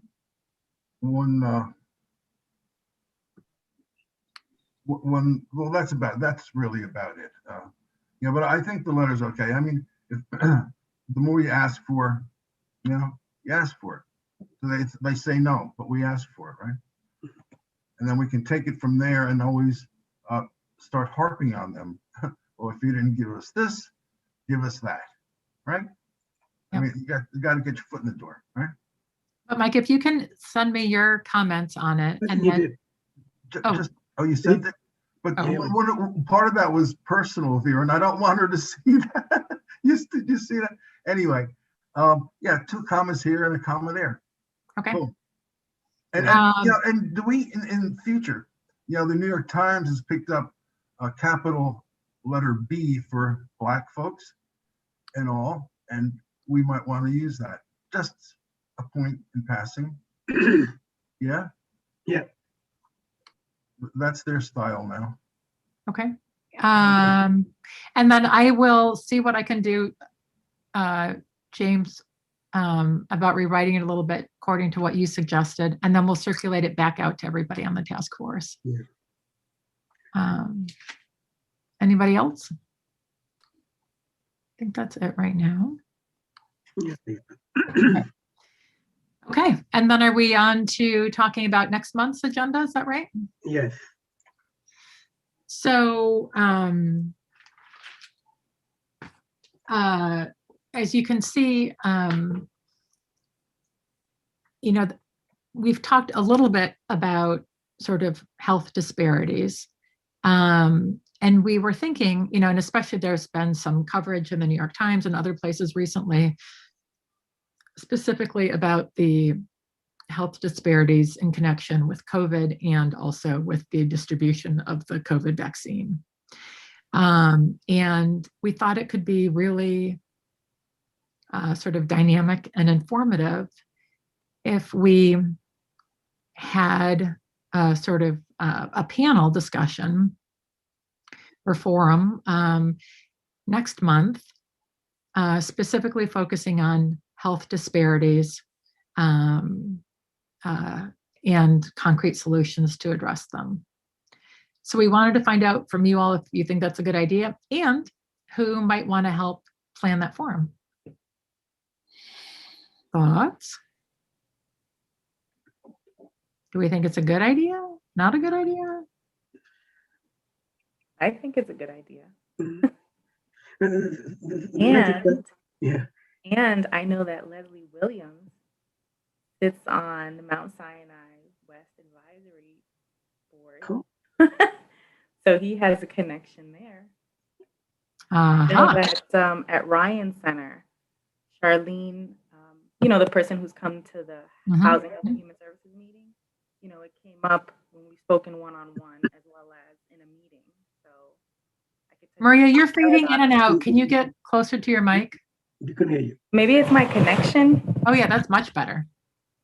Oh, but the last thing I was saying is just Charlene from Ryan Center that we've had discussions about it, and she's mentioned in a meeting. So maybe I can get in touch with her about that. Yeah, great. There's also within the district, there's also Callan Lord. What is that, or who is that, Dale? Could you just put it in the chat or just email it to us? Sure. Callan Lord is a community health center on 18th Street. That's a good idea too. Yeah. Great. Okay. So do we think that that's a good use of our meeting time next month? Yes. Yeah. Sounds good. Right, and there would be some new and old between now and next meeting, so we will sort of keep you updated on that as well. I think if this is the moment, Christine and I also wanted to raise one potential topic as new business. Yes. Sure. So on transportation planning, we have seen incidents where the demarcation lines between police precincts have resulted in this kind of like ambiguous zone where enforcement is just not very thorough. Like it gets a little questionable. Like, are we on this side of the street? Is this precinct? Is this that precinct? And we went back to the city charter, which says that police precincts should be coterminous with community districts. And as it stands, our community district is not coterminous with any of the police precincts. We're like pretty balkanized as a result of the precinct lines. And we recently came upon this as an outcome also with some issues that were brought up in land use, and where there were like, with all the relocation of supportive housing to hotels in Clinton, there's a lot of like, there's a lot of concern and a lot of monitoring of like street crime. And there was like a specific instance where it was that same problem, like, is this our precinct or is this your precinct? And we're not going to answer that because we don't want to step on their toes. So I think it could be a good discussion to look at like all kinds of outcomes, you know, through the lens of like equity and social justice, to say that it's important to have district coterminous precincts with the district, and more like, you know, as a way to build in some more community-based policing. I hate to be so ignorant, Dale, but I am. How would that even work? In the sense that, like, Oh, I mean, like, so would it be the city council it would redoing require the districts, or it would require reform or changes or even possibly elimination of police precincts within our district, or consolidation, so that the lines of the precinct, and Hector has also brought up a point that it's even more balkanized than just precinct lines, because then there's like the specific units that govern city housing units, city housing facilities, campuses.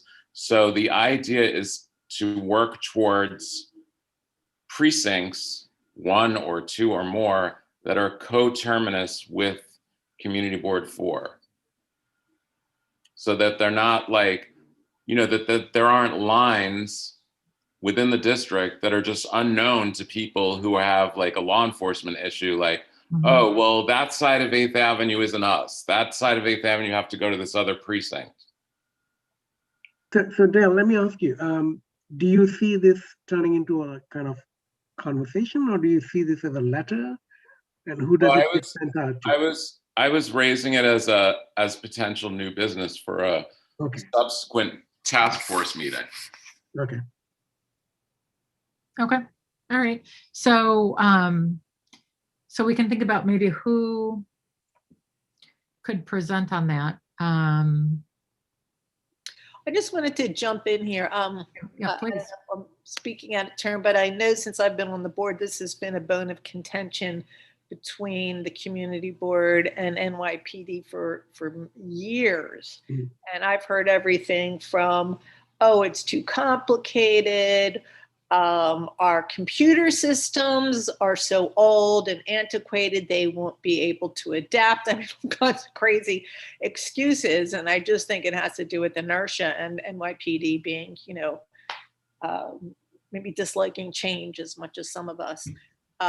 So there might be people within the community board who have had experience with this issue for a longer period of time that we might be able to call upon. I don't recall who those individuals might be, but this has certainly been probably even before I began on the community board. Not that long. We definitely have a record of instances where, you know, resolution was hampered by these precinct lines. And we have the most recent example being a set of some occurrences in the health in the mid 40s, in the 40s, that was recently touched upon by other committees. Because so there is a dividing line in the mid 40s, Dale, you're saying, between 2 precincts? Yeah, I don't have the map in my head right now, but yes, there is Midtown North Ends and yeah, Christine might be. So it sounds like you're saying, like, so we would have, or at least a discussion at one of our upcoming meetings, probably not next month, but later, we would sort of show where the precinct lines are.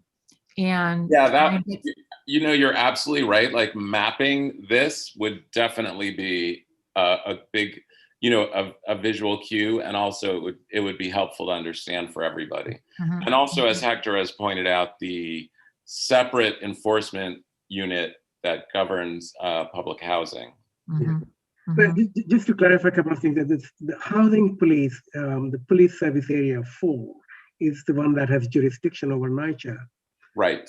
And somehow there is no, what do you call it? So, you know, maybe the PSA could have a unit in the local precinct so they can get to the site fairly quickly, and that's not been done. So that's the NYCHA has this jurisdictional thing. It used to be very hard to do anything about it because PSA was, the funding came from NYCHA early on.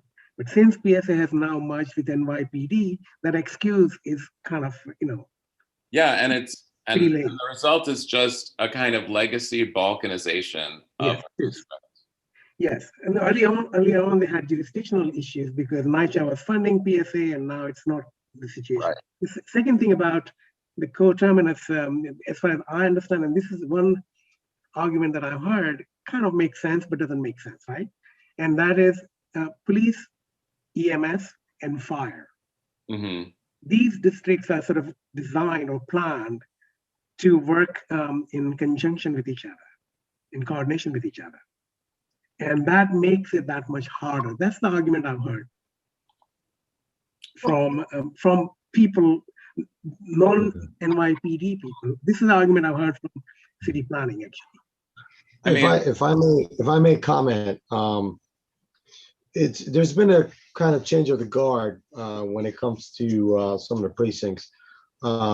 Captain Gray is still in charge of PSA 4, but we have a new commander, Captain Galt, who took over a few months back. And he seems to be more receptive and more adaptable and amiable to handle a lot of the housing calls, believe it or not. I've been dealing with him a lot more than Captain Gray, which is kind of odd. But I think there's a big push to try to do something of what Gail's proposing. But I think we need to, there's some momentum, and I think we need to push it a little bit more with the idea of designating the lines of who is responsible for what. I mean, hopefully we can get, ideal situation is we get some kind of housing police on site for the NYCHA housing developments like we used to. And I think that would solve a lot of issues, but that's way out there, I think, at this point. But for now, I think there's a lot more activity from the 10th precinct in the past month or two since the new commander took over. So it may be a matter of the leadership, and Commander Galt has been really receptive to a lot of stuff recently. So hopefully he'll continue. Absolutely. And I think retention is a big issue too, because as we know, commanders come and go all the time. Yeah. When it comes to precincts, and I'm hoping Commander Galt is here long enough to make a big dent in the situation. I think you're right, Hector. It's absolutely true. There is a new guard. There's also a new precinct commander at Midtown North. Mm-hmm, mm-hmm. All right. Well, we'll definitely see what we can do about putting this together for a meeting in the next couple months. Yeah. And also, by the way, both these items are on task force recommendations. Mm-hmm, mm-hmm. Yes, they are in line with task force recommendations. It came up again in the context of the recent meeting of land use vis-a-vis the concentration of homeless facilities, relocated homeless facilities due to COVID in Hell's Kitchen, and enforcement issues. So we were reminded that this balkanization has impacts all over the district and in many pockets, whether it's transit, whether it's traffic enforcement, whether it's crime enforcement. Yeah. But I do also think ideally, like, the charter outlines that police precincts should be coterminous with community boards. And if we reimagined the way the precincts operate in our districts, I mean, have you seen Midtown South? It's like this kind of weird bunker of a building on 35th Street. If they were more aware of and responsive to our oversight of our specific districts, instead of saying like, oh yeah, you guys, you're the community district that we half sit in and half don't sit in, there would be more of this, it's the potential to build more community engagement. Fair enough. Good. Okay. Then. Sorry, was there just anybody else? thing. Oh, yeah, Hector. Yeah, I'm sorry, not to.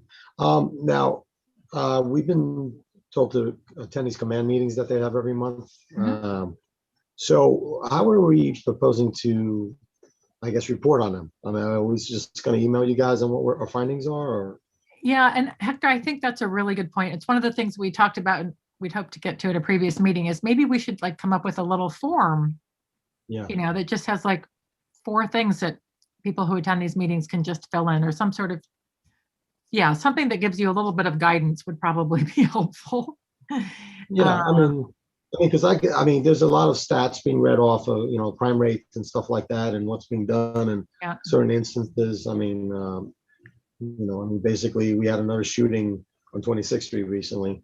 You know, it was a BB gun incident. You know, thank God nobody was hurt, but still, All right. you know, stuff And like. you know, I think, Hector, that's a really good point. Let's try and add that. We'll add that to the next meeting too, is just sort of how we expect our group to be participating in these meetings, and then and what kind of feedback we'd like from them, a report. Okay. Yeah. Hector, do they actually keep minutes of the meeting, or they don't? The precinct folks. That's a good question. Lawrence O'Neill of Penn South is actually the one who runs the meetings. And I guess I can try to hit him up on that to find out. I'm not entirely sure, to be honest with you. Yeah, That they would be do helpful. send out. Yeah, they send out not exactly a report, but some sort of a document every month. Right. So, Yeah. Okay. I'll look for that. Definitely.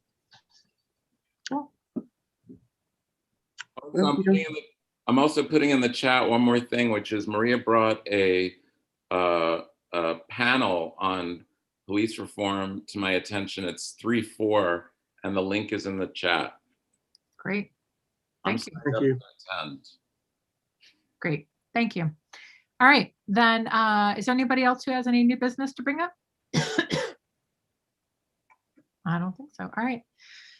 Well, we had some great speakers tonight. I hope you guys all found this useful. And then I promise we will, I'll edit this letter and send it out again by tomorrow for feedback from everybody. And hopefully we can submit that. And frankly, as soon as we hear when the the draft report is released in the next few days, we'll also forward that on to folks so you can take a look, because apparently that's going to have a public comment period as well. We can think about that. Okay. And you'll probably be getting an email also asking if you want to help or give any more ideas about planning our forum for next month about health disparities. Okay. Cool. Right. One quick thing that just occurred to me. I think next month is Women's History Month as well. If anyone wants, Women's History Month. Oh. It's also Social Work History Month. Oh, look at you. Oh, that's true. So we should probably also do a little thing like we did tonight about people from our community. Yeah. It could be even. If you have any suggestions about who we want to celebrate next month, let us know. Yeah. Okay. All right. Thank you. Thanks. Thank you, everybody. Thank you, guys. Good night. Good night. Good night, Katie.